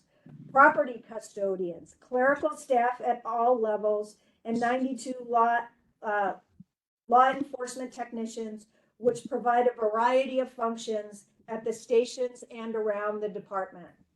Additionally, we have 176 vacancies in our security officers and our security assistants that provide building security throughout the county.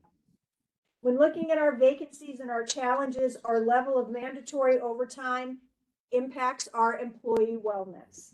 We're incurring hundreds of thousands of hours of overtime, the majority of which is occurring in our custody facilities. Next slide.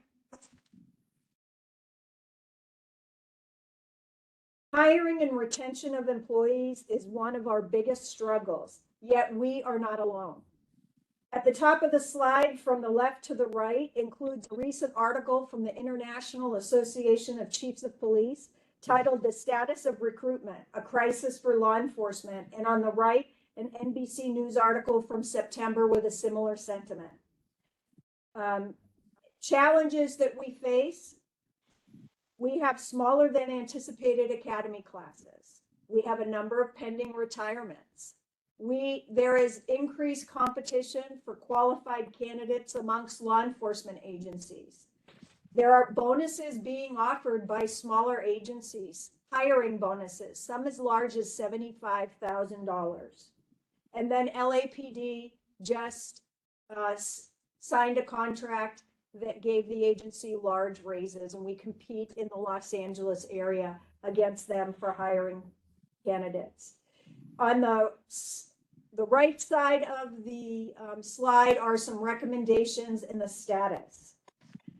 We have requested that we continue to run 8 academy classes annually. We will continue to work with Gravity Global, who is a marketing firm that assists us with marketing and advertising our positions on social media, which is where the majority of our recruitment takes place. We are researching retention programs and best practices that are offered in other county departments. We are looking systematically on how we do promotions. We have to ensure that we are taking into account the numbers that are graduating from the academy when we decide how many sergeants and lieutenants, and up the promotional process, how many we promote. We do have 688 people currently in the background process, and that is a significant improvement from where we've been. However, we have small academy classes. Right now, We have 3 classes with 80 recruits currently operating. We do have a class starting on March 28th that we have over 50 people cleared for. We anticipate that class will be right around 65 recruits. That is a good class size for us and something we haven't seen in a number of months. That class should graduate in August, and there should be 3 more classes that start 3 more classes that start before the end of the fiscal year. We are also providing more focus on recruiting in the North County and improving our North County Academy. While this slide is primarily focused on sworn staff, as discussed, professional staff hiring is also concerning. And we are in the process of auditing our professional staff background process, particularly as it relates to transfers from other county departments. Next slide, please. Our costs are increasing in many areas. While our budget is $3.9 billion, 91% of that is dedicated towards salary and benefit costs. Our services and supplies budget has not been increasing with inflation as other costs increase. We conducted an analysis to determine what percentage of our services and supplies budget is available for discretionary spending each year after paying for the necessary costs like building leases, utilities, fuel, contracted services, and we are at approximately 4%. We've seen year-over-year increases in food, fuel, insurance, utilities, our county council charges, for litigation, and our vehicle maintenance costs. Our current contractor for vehicle maintenance is asking us for an increase. We need to ensure that our vehicles are maintained, and I'll talk about the status of our vehicles. We have equipment that's reaching its end of life and that needs replacing. Ammunition costs have increased. We have a large list of capital needs in custody that need to be replaced, from laundry to kitchen equipment to printers in the print shop. And while we are working on the custody network and the CAD system, we have ongoing technology needs, including a dedicated ongoing funding source to replace our computers on an annual basis. We have developed a long-term multi-year forecast for equipment replacement that we will be sitting down and discussing with the county executive office and working in conjunction with them to feed that into their multi-year forecasting plan. Next slide. The maintenance of our fleet has risen to the top of our priorities. We are in the driving business. As our fleet ages, it becomes more expensive to maintain. We are close to not having enough vehicles to field units. Due to the challenges the department has had in the past several years, the number of vehicles purchased each year did not cover the number being removed from the fleet, resulting in a decreased fleet size. As you can see from the numbers that are displayed, the fleet has decreased by 700 vehicles in the last 3 years. We currently have 1,096 black and white vehicles that need to or will need to be in short order replaced. That's 46% of our black and white fleet. Even though we have vacancies, we still need vehicles to be available because patrol units are contracted by minutes, and those positions are being filled using overtime.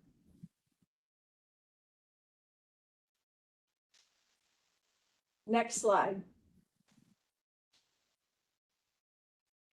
And with that, this is a list of our overall budget priorities. I can answer any questions that you have about them. I would like to point out a few items. There was previous discussion in your meeting about maintenance of the jail facilities, and I can tell you item 2F, there was a request for additional plumbers to maintain our jail facilities. Plumbing continues to be an issue, and the county executive office has given us approval already for 10 additional plumbers. And then also under our consent decree request, there was approval for 14 custodians that were included in that request. We recognize that our requests are many. Our equipment is expensive, and the available revenues that the county has probably is not sufficient to fund all of our requests. Many of these requests are going to require us to be creative in how they're funded, and many will require a multi-year approach, which we've begun with the county executive office, as you can see from the items listed in number 1. The items listed in number 1 were items that were started in last fiscal year, but are multi-year approaches, multi-year projects that will be continued this year and some into next. And with that, I'm happy to answer any questions that you have. Questions from the commission?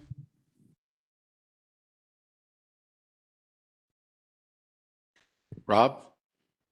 Yeah, let me, first of all, just going back to, I think it's on the first page, it talks about almost 10% of the sworn deputies, almost 1,000 are considered to be impaired. What do we mean by impairments? Impaired means that they are not able to work for a variety of reasons, such as being injured on duty, they have medical conditions. It's a wide variety, or they could be relieved for duty pending an investigation. So they are not coming to work. Does it include, though, I think you just said that, it includes disciplinary issues that need to be resolved, like they're on administrative leave? Yes, sir. Yeah. With pay. Yeah, let me ask this sort of overall question. You talked about a structural deficit issue, and I can certainly see that.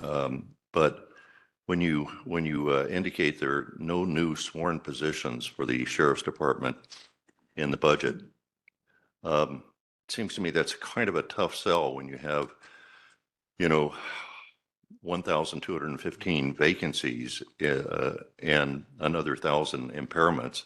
I mean, as you say, that's whatever it is, 27% of the workforce is budgeted but not working. I mean, it just seems to me if you could increase the, and I'm not saying this is easy. I realize this is a very difficult problem, but if you could figure out a way, perhaps through some budget initiatives, to both do a better job of retaining and a better job of hiring to fill all of these vacant positions, let's just call the 1,215 vacant positions, it seems to me almost logically have to do that before you start talking about, well, we need some new sworn deputies. Correct. So I guess the question would be, is there a budgeted plan to do that, other than pointing out to us correctly that there's a real issue, and it's not just with the sheriff's department recruiting police officers in our country today? Yes, sir. That is our focus. Our focus is to fill our existing positions before we request more. And so the operation of 8 academy classes and continuing our marketing efforts to attract additional people, that is our focus, which is why, unfortunately, we cannot expand other areas until we fill those first. Okay, but I'm looking at your budget priorities, and there it looks like, if I'm reading this correctly, you're asking for, it looks like, just for additional academy classes, an additional 244 positions. The development of the wellness center, which I believe this commission will definitely support, is 13 new positions. Those appear to be new positions that you're asking to be funded. I mean, but if you were able to fill the positions that are currently vacant, I mean, couldn't those positions be used essentially to cover those staffing increases? So I might be missing something. That's why, the budgets are interesting and complex, but what, define my logic there, if you would. So on the academy classes, sir, those, the way that we are funded right now for our academy classes is 1 year at a time, which requires us to add the positions back into the budget. Those people are already here. It is just their positions being funded for another year. There are sworn in that, but it's not an expansion of what we're doing. It is just the positions being funded again, because they're using one-time funding for that. The Employee Wellness Center, there are no sworn positions in that request. And what I stated was we're not expanding sworn positions. The Employee Wellness Center is an expansion of our Psychological Services Bureau, where their positions are full for psychologists and industrial organizational, law enforcement psychologists and industrial organization psychologists. We were very careful with only asking for positions where we don't have a large amount of vacancies. If we have trouble filling positions, our emphasis needs to be on filling what we have before we expand and ask for more. And so, Commissioner Bonner, I think we're saying the same thing. Yeah, I think I understand that. So the same would be true of the, let's say, 77 positions that are priorities for the custody professional staff. That's not necessarily an increase in the number of custody assistants, but just something you have to budget for annually. To explain that one to me. The custody professional staff, there are not custody assistants in there. That was a variety of staff that were curtailed in the 2021 curtailments. That includes, I believe there were custodians in there, food service workers, laundry workers. It's the support staff to the custody operations. Okay. So anyway, if I could make one more comment. This is not really commenting on the budget, but just asking a question. First of all, there's some significant budgetary issues for the sheriff's department. That's pretty clear here, and I'm hopeful that the board and the CEO will give them due consideration and due weight, particularly since the sheriff's department is so important to the public safety of our community. But having said that, I'm wondering whether any consideration was given in terms of the budget process to essentially the ratio of custody assistants or custody officers positions in the county jail system to the number of deputy positions in the county jail system. Because deputies are significant, both in terms of salary and benefits, significantly more expensive than custody assistants. And the current ratio, if I understand it correctly, but correct me if I'm wrong, is 1 to 2. In other words, 1 custody assistant for every 2 deputy sheriffs. I think we'd have a better focused custody operation if we had trained custody officers that are trained just to be custody officers or custody assistants doing the lion's share of managing the county jail, which would suggest maybe a reversal of that ratio, which is 2 custody assistants or officers to every deputy sheriff, which would result in, by the way, pretty significant savings. I don't know whether you've done the analysis, but we're talking about some really very large, I think it's in the hundreds of millions annually. But anyway, it's a very large number. I haven't looked at that number recently. But my question would be, you've got a budgetary crisis here, time for maybe some real imagination to be utilized. And this would be one way of essentially, basically reducing the amount of the budget deficit by essentially just making a personnel change. By the way, I will add, I know that there's an impediment to this that's built into the collective bargaining agreement. Apparently, at some point, some sheriff said that bargained with the union and said, oh, you can have, you get 2/3 of the positions. But that doesn't necessarily make logical sense. So I'm not saying this is easy. It might actually require, just modifying the collective bargaining agreement, which is not, it's not holy writ. Okay, so my question is, was that considered, and do you think it's something that we should consider? I mean the Sheriff's Department. Commissioner Bonner, that is something that has been discussed. It was not implemented in this budget because we currently have a large number of custody assistant vacancies as well. And our focus right now has to be, again, filling our existing positions before we could expand that. Okay. Anyone else? JP? Thank you for the presentation. What I'm going to say right now is probably going to seem like blasphemy, but I'm going to say it anyway. We have one rather large contract with the state of California for court services.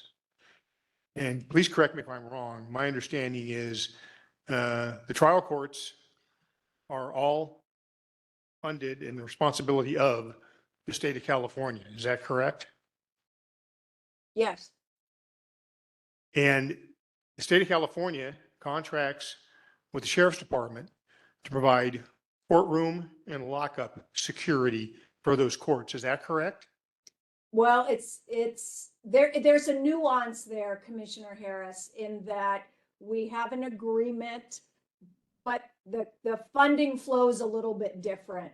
It's not dollar for dollar on the contracts. The money comes directly out of realigned funds. But yes, we have an agreement to provide security in the courts. Well, it seems to me that we're at a state of the budget being in the condition it's in, and more importantly, the fact that our personnel are being forced to work an inordinate amount of overtime, that perhaps that contract with the state of California ought to be cut loose. We could use those deputies that are currently sitting in courtrooms and in lockups and put them in radio cars and in working in the floors of custody facilities and take care of a tremendous amount of overtime. The state of California can find somebody else to sit in those courtrooms. I think of the California Highway Patrol. They know how to sit in courtrooms if necessary. They're contracted for that job.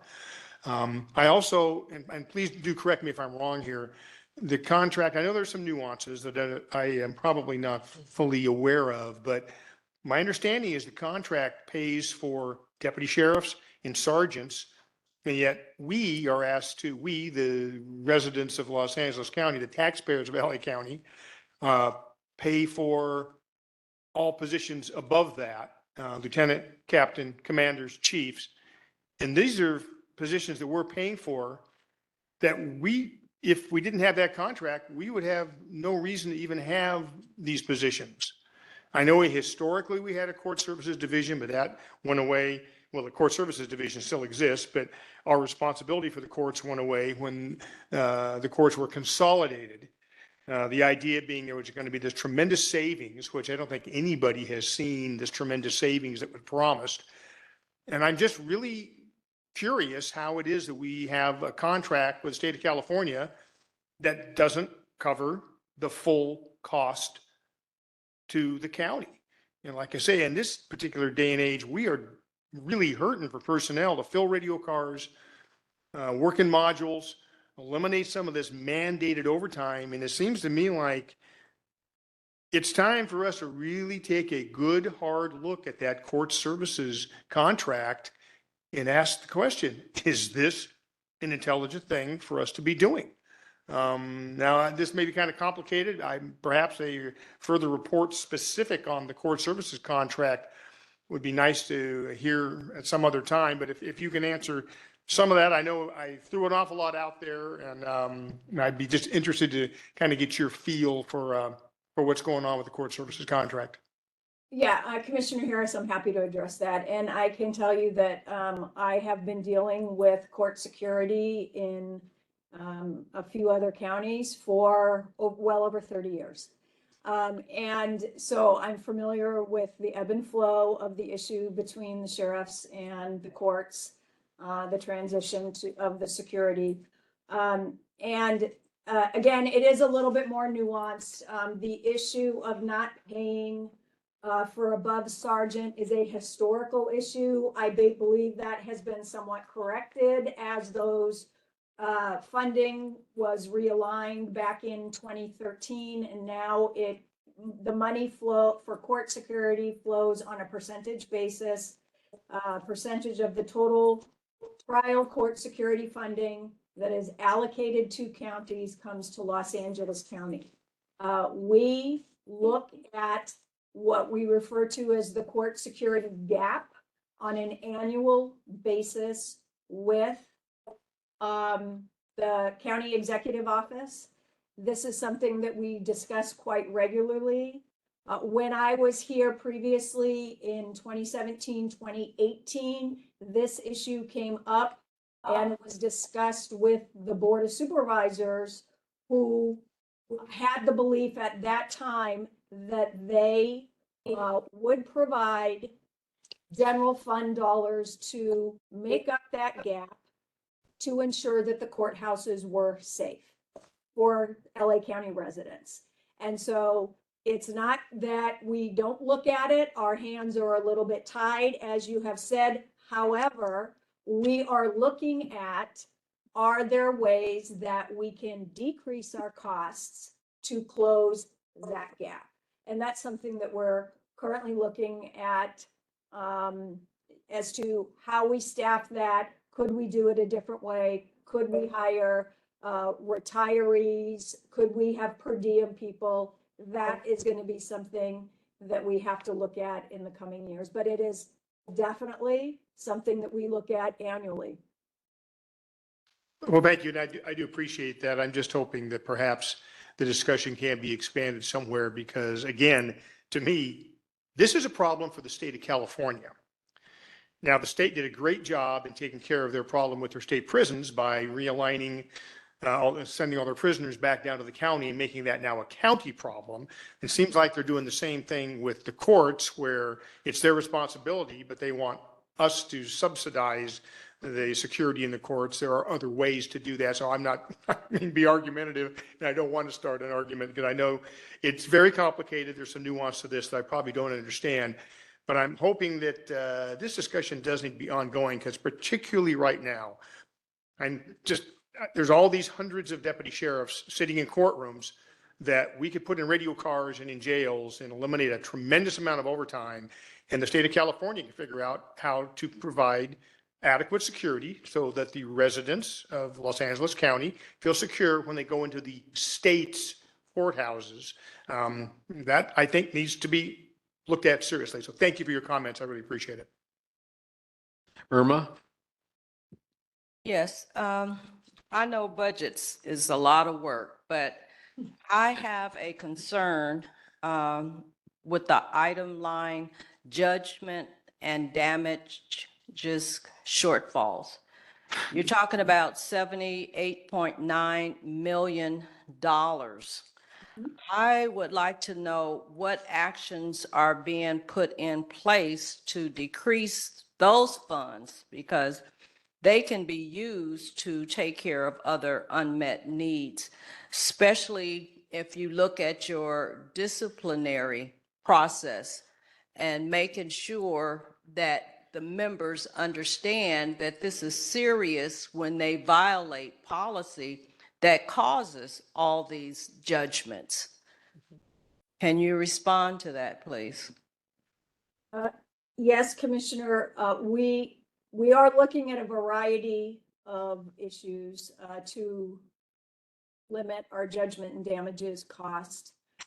One of the issues that we have as it relates to the budget is many of these are old cases, and it takes a long time for these cases to be settled. And when they are settled, that cost is billed directly to us. In this action, we are asking for an increase in our budget to reflect the amount of actual costs that are being billed to us, because that is one of the structural deficits that we have in the budget. For example, I believe our existing judgment and damages budget is about, is it $29.6 million roughly? And if we are billed 50 or 60 million dollars in settlements, that puts us over budget.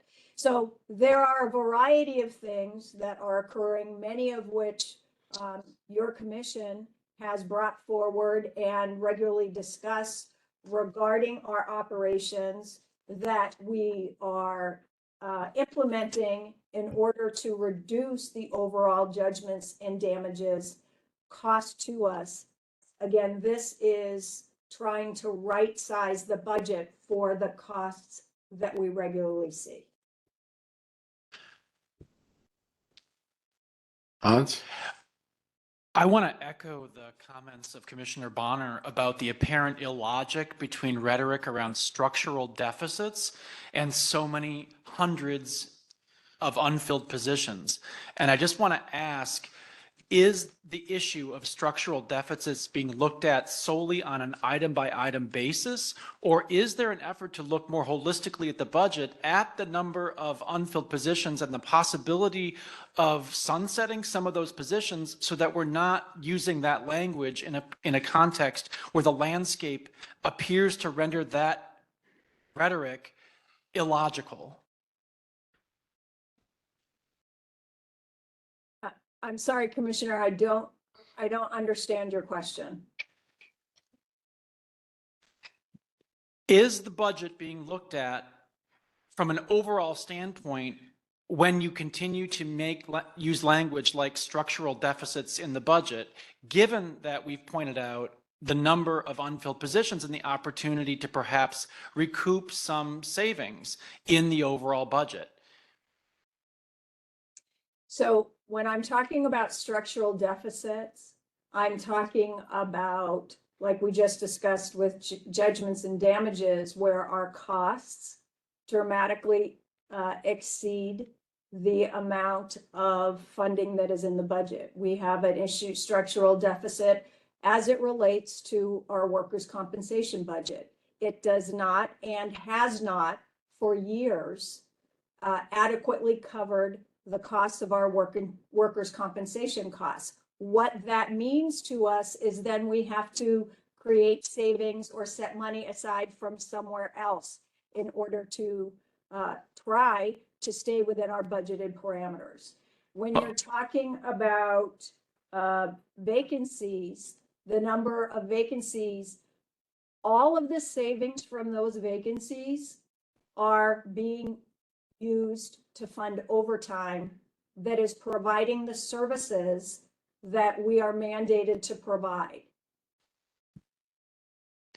Well, I just want to underscore the concern voiced by the commissioners about the number of unfilled positions and the request for additional funds when that compensating savings does not appear to be offset or reconciled in the budget request. And that may not be resolved today, but I want to underscore that concern being raised here again. Not the first time it was raised by this commission, but not the first time even today it was underscored. But I also just want to point out another issue or ask another question regarding the risk management unit. I don't see it reflected in the items in the budget here, and especially in light of the OIG's report and the sheriff's response, which I have digested. I want to ask about those 83 positions and what is the budget for the risk management unit? And given the reassignment of the chief of that unit, is there any savings to be had there? I'm just curious about what that line item might look like. And is there any effort to perhaps achieve some savings in that unit, given the reassignment of the chief in the wake of, or at least coetaneous with, the questions raised about its retaliation or possible retaliation against whistleblowers and reporting of deputies to an oversight unit, which does not appear to align with the stated purpose of that state law. What is going on with that risk management unit and its budget? The risk management unit is currently funded at the level that it was funded at last year. I don't have the breakdown of the cost of that unit. We will be happy to send that to you. As far as the reassignment of the captain in that unit, the captain is performing other duties, and currently there are no savings as a result of that. And finally, I just want to note the issue, and perhaps you have some additional thoughts about the multi-year solution that is indicated regarding the vehicle fleet. I'm heartened to see reference to a multi-year solution in that area. And what efforts are being made to shift away from gas-powered or gas-reliant vehicles in the fleet? What considerations are being made for hybrid or electric vehicles, similar to what large fleet operations in the public sector like the U.S. Mail and Postal Service are shifting towards? What progress are you seeing, or what discussions might be underway in that area, given the emphasis on a multi-year solution? Yeah, Commissioner Johnson, that is something that we're looking at, particularly for non-patrol vehicles right now. We have looked at electric vehicles as far as a patrol fleet in the past, and it would require additional positions because the cars would have to come in and be charged rather than come in, be gassed up, and go right back out on patrol. So that's one of the things that we would have to juggle. But however, for the non-patrol fleet, we are working towards that. That is an initiative of the sheriff. He is very much pushing the use of non-gas vehicles. We do have a lot of hybrids in our existing fleet, and it is something that we are continuing to look at. Any follow-up report on that issue would also be appreciated for the commission. I think it's an area of opportunity to point out some transition and some progress in shifting away from gas-powered vehicles. Jill and Tracy, as someone who struggles with the budgets, I really appreciate the user-friendly presentations. And Jill, I wanted to ask, when I look at the vacancies, the professional staff vacancies, they're like almost double the deputy vacancies. But the deputy impairments are more than double the professional staff impairments. And you said impairments are like medical leave and disciplinary leave. Do you have any insight to why the impairments are so much higher on the deputy side than the other side? Yeah, it's the nature of the work. I mean, a lot of those are injured on duty, people that get injured, on patrol, in custody. It's the nature of the work that causes the differences. Okay. And on impairments like the breakdown, do you know like how many are medical leave and how many are disciplinary leave? I do. Now, these are a few weeks old, but on the sworn, 358 were on workers' compensation. Another 396 were on various medical leaves of absences. And 145 were relieved of duty. Okay. And I just have one other, I don't even know if it's a question. I see like Met seems like a low. Years ago, this commission asked for a certain number of Met teams, and we've never come, I mean, we've had some improvements, but we've never come close to meeting the recommendation of the commission regarding the Met teams. And our recommendation, frankly, in hindsight, was too low. I look at my colleagues on the Met ad hoc, and given the importance that the mental evaluation teams have to the concept of 21st century policing, community policing, policing which emphasizes de-escalation, which is not violent, does not kill people. Is there any way that we can get to a place where Met is fully funded and fully staffed? Commissioner Kennedy, that is our desire too. I will say the reason that it is on the unfunded needs list is for us to add Met or host deputies, frankly, requires us to pull a body, a person out of another area, whether it's courts, custody, patrol, and they have to receive, I believe it's about 800 hours of training for Matt. That causes us to create more overtime in our other operational areas. And so until we can tackle our vacancy issue, we cannot expand that service. And I will say, the reduction of overtime and trying to find ways for us to reduce overtime is a huge focus of the sheriff and the entire executive team. We are very concerned about the amount of overtime being worked. Commissioner Harris brought this up as well, and particularly as it relates to employee wellness. And when I'm talking about overtime, dollars is one aspect of it. You know, as the chief financial officer, that's something I look at, but it's the hours that people are working, the number of hours and the impact on their lives.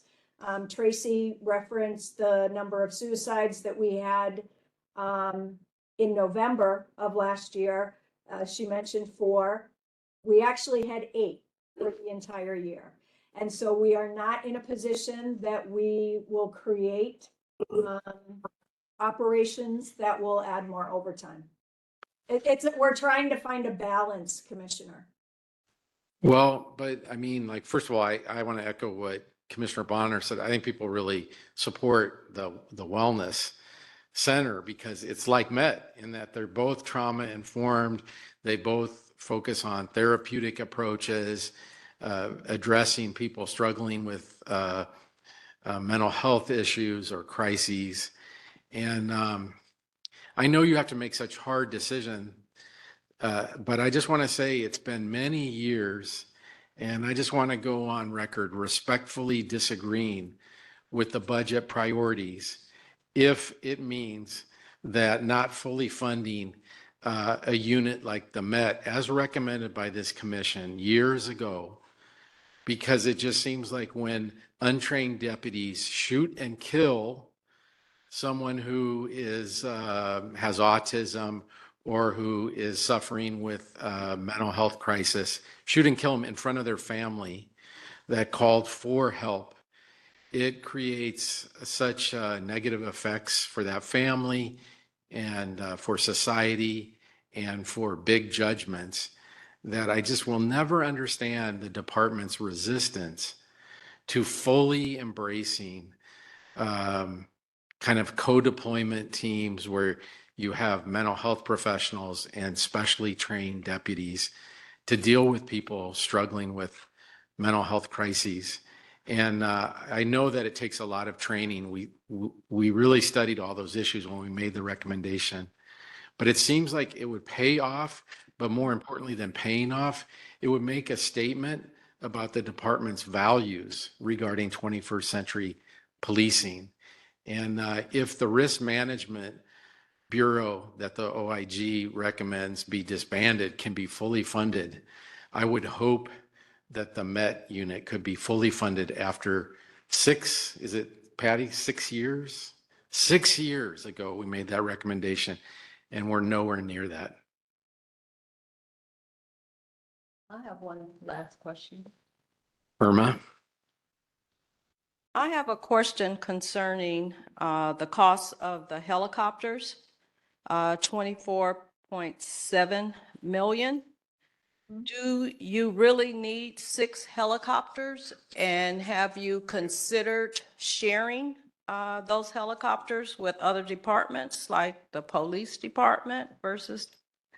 And I'm just really concerned about that. And how often are you using the helicopters?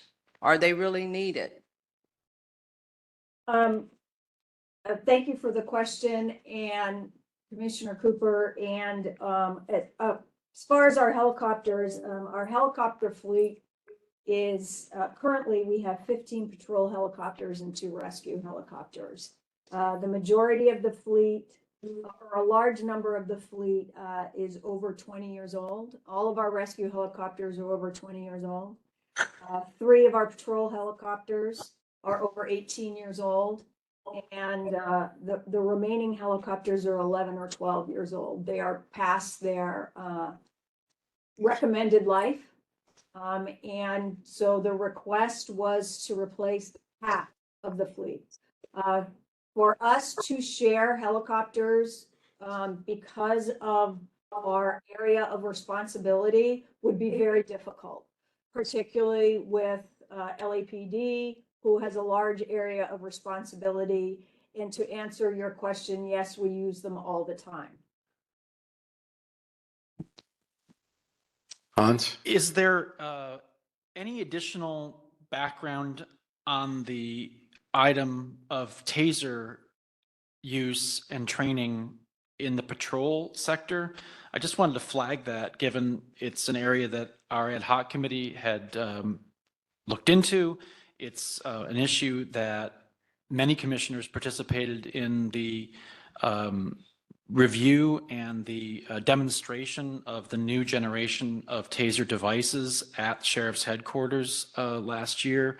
And I'm just curious about the zero budget for tasers on patrol, given some of the exploration and interest by the department in deploying the new round of tasers, including in patrol settings. Commissioner Johnson, that is noted there because the department is not requesting funding for tasers on patrol because we utilized our own funding. We utilized some asset forfeiture funding to get that program off the ground. However, we did not have sufficient asset forfeiture funding to provide tasers in courts in the specialized division. And so we noted that we are going to initiate the program utilizing our own money. The numbers you see here are the request for net county cost or county funds, and we are not requesting county funds in order to initiate that program. Anyone else? Okay, so do we need a motion? I'm told we need a motion and a second, and then we'll have to vote on whether we should send the staff's recommendations on regarding the budget.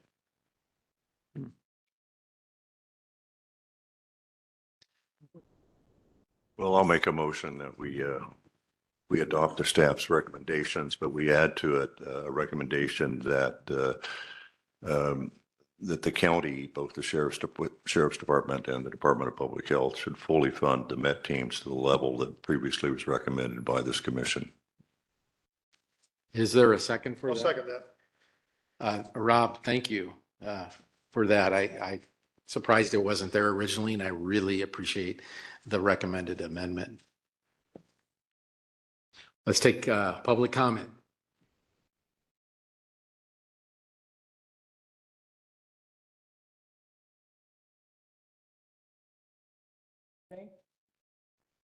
Public comment? There's no public comment. Okay, so let's take a vote.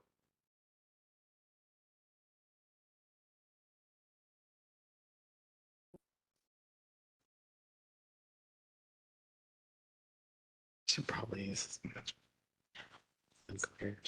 Chair Sean Kennedy, As amended, yes. Vice Chair Jamal Hicks, Commissioner Robert Bonner, Aye. Commissioner Irma Cooper, Approve. Commissioner Luis Garcia, Yes. Commissioner Patricia Giggins, Double yes. Commissioner James Harris, Yes. Commissioner Hans Johnson, I approve of the amendment, but I vote no.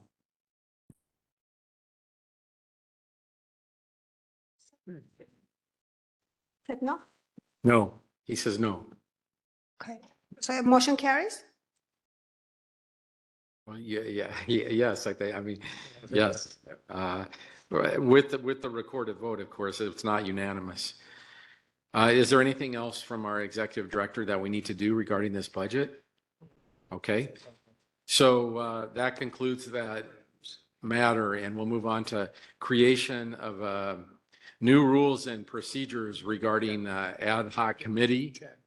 Charmaine has recommended the creation of an ad hoc committee that will be responsible for reviewing, analyzing, and making recommendations for procedures that will restructure this commission. Revisions will be needed to our founding ordinance and other internal procedures. Charmaine, I'm assuming this has to do with the fact that often the commission asks for information and is told we can't have it, that we're not allowed to see it, and other related things to make our oversight more meaningful, because the lack of access to information needed to recommend policies is lacking. So I guess we have a discussion of who would want to serve on that committee, and then we'll take public comment. So does anyone want to join this new endeavor to finally try to rectify the problems that have dogged this commission from the beginning, which is the creation of a commission that has to engage in meaningful oversight, but then preventing the commission from having any ability to achieve that because you can't see the documents. Rob, I saw you're a yes. I'm happy to rewrite the county charter. Anyone else? I'm not volunteering to be lead, Okay. by the way, of this, so let's get some other people. JP, you're for it? Yeah, having expressed my interest to the executive director and I think a few other colleagues in the issues of governance that this flags, I'd be happy to sit on this governance-related committee. Okay, so that's three. Well, we need a fourth. Charmaine, we're going to have public comment in a minute. Can I be part of that committee? Oh, I'm sorry. I am so sorry. This is commissioners on our ad hoc committee, but we will hold meetings, so you'll be able to weigh in. Charmaine just told me that I'm supposed to be on this, so I will be. You make number 4. There you go. What's that? You make number 4. I make number 4, so I'll be there. I was going to volunteer to be your law clerk and research issues for you. So You still will be. let's take public comment. Commissioner Kennedy, we have one public comment. That's Bishop Gilroy. Okay.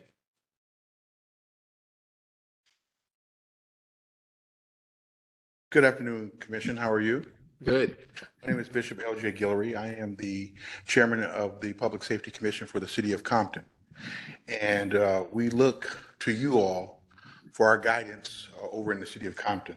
So I am elated to speak positively on this ad hoc committee, and we are looking forward to see how we can work and support you all as you take on this endeavor. It is very important to the public, it is very important to us, and it is very important to all of the cities that charter with the Los Angeles Sheriff's Department. So thank you very much. Thank you. That's all the public comments we have on this item. Okay, so were there a lot of votes today? We need a motion and a second. Okay, so we need a motion to create this new ad hoc. I don't think in the past we did that, so that's what's confusing me. We need a motion to create, I'll make that motion. okay, I'll second. Second. there we go. Now we have a vote. Okay, Chair Sean Kennedy, Yes. Vice Chair Jamon Hicks, Commissioner Robert Bonner, Yes. Commissioner Irma Cooper, Yes. Commissioner Luis Garcia, Yes. Commissioner Patricia Giggins, Yes. Commissioner James Harris, Yes. Commissioner Hans Johnson, Yes. Chair Kennedy, the motion carries. Thank you. Along the same lines, Charmaine has recommended that we start a ad hoc committee that will try to come up with a new community appointed commissioner. In other words, some of our commissioners are named by the supervisor for a particular district. Other commissioners are community-wide. They don't report particularly to a supervisor. And it's that combination that creates this, the robust discussions that we have on this commission.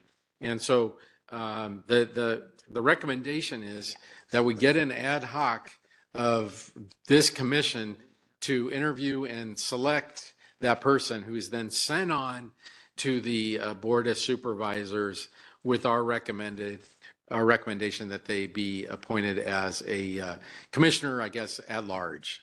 Yes. Yeah, I support that, forming a committee to do that, because the process has been so slow. We've had a vacancy now for, it seems like, at least a year or so, but I do want to correct one thing you said, Mr. Chair, and that is you said that, some of us report to supervisors who appointed us.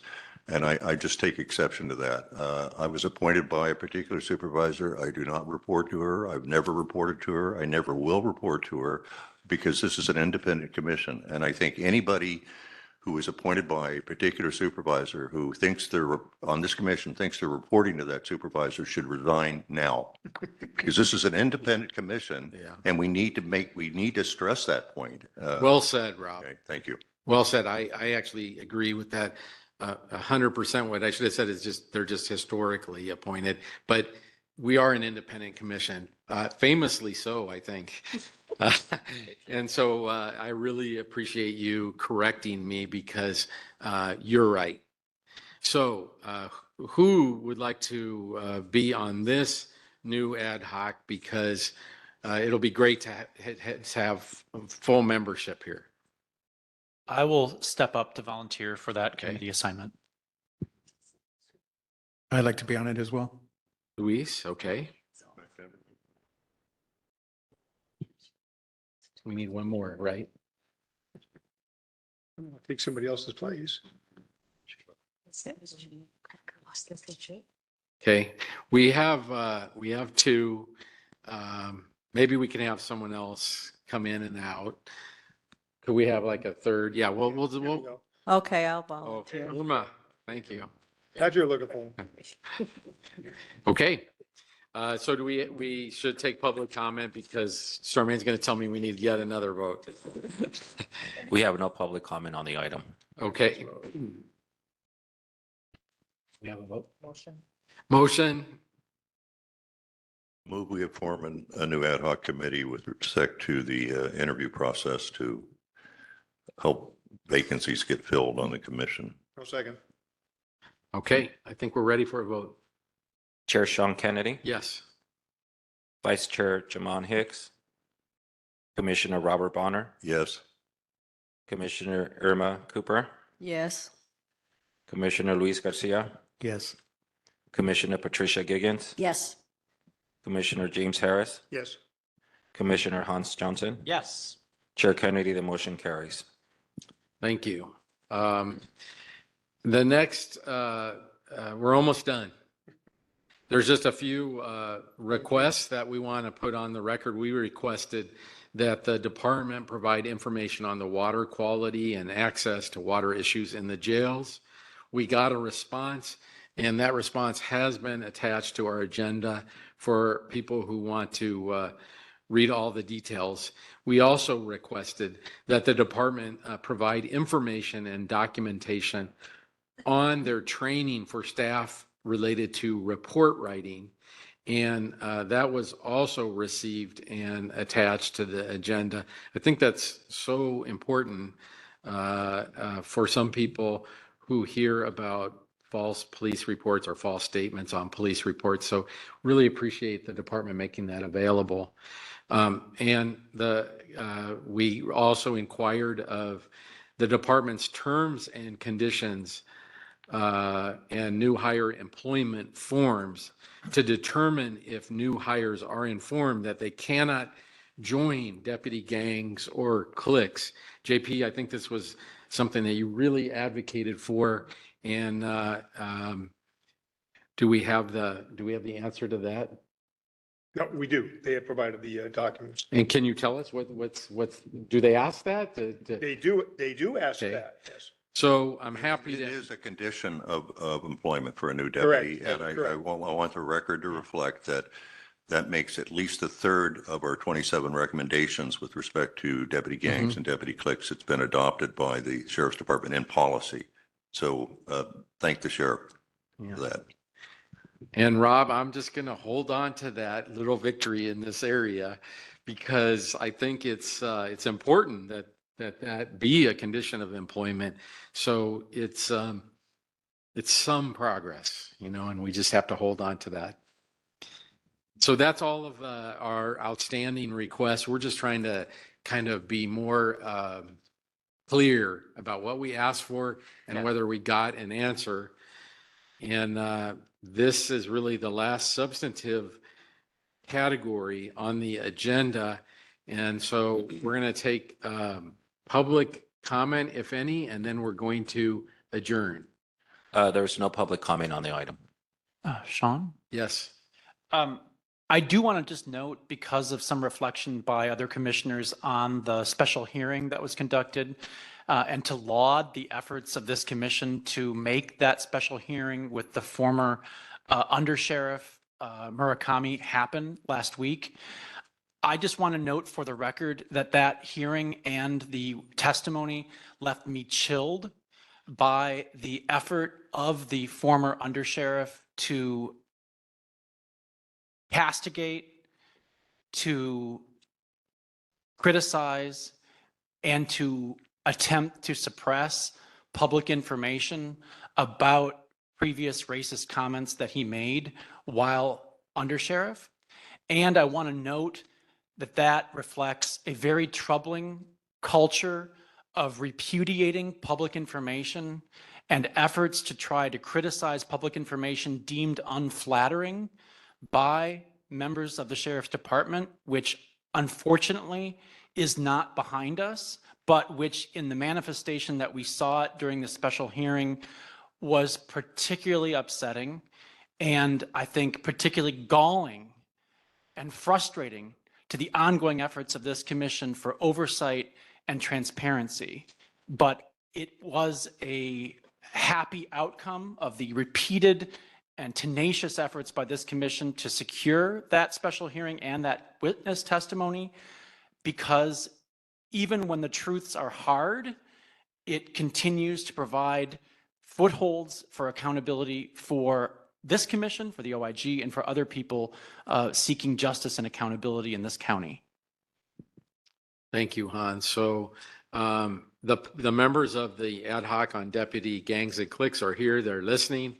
I'm sure they're going to decide what to do next in light of the latest revelations. We continue to shine a light on the problem of deputy gangs and cliques within the department.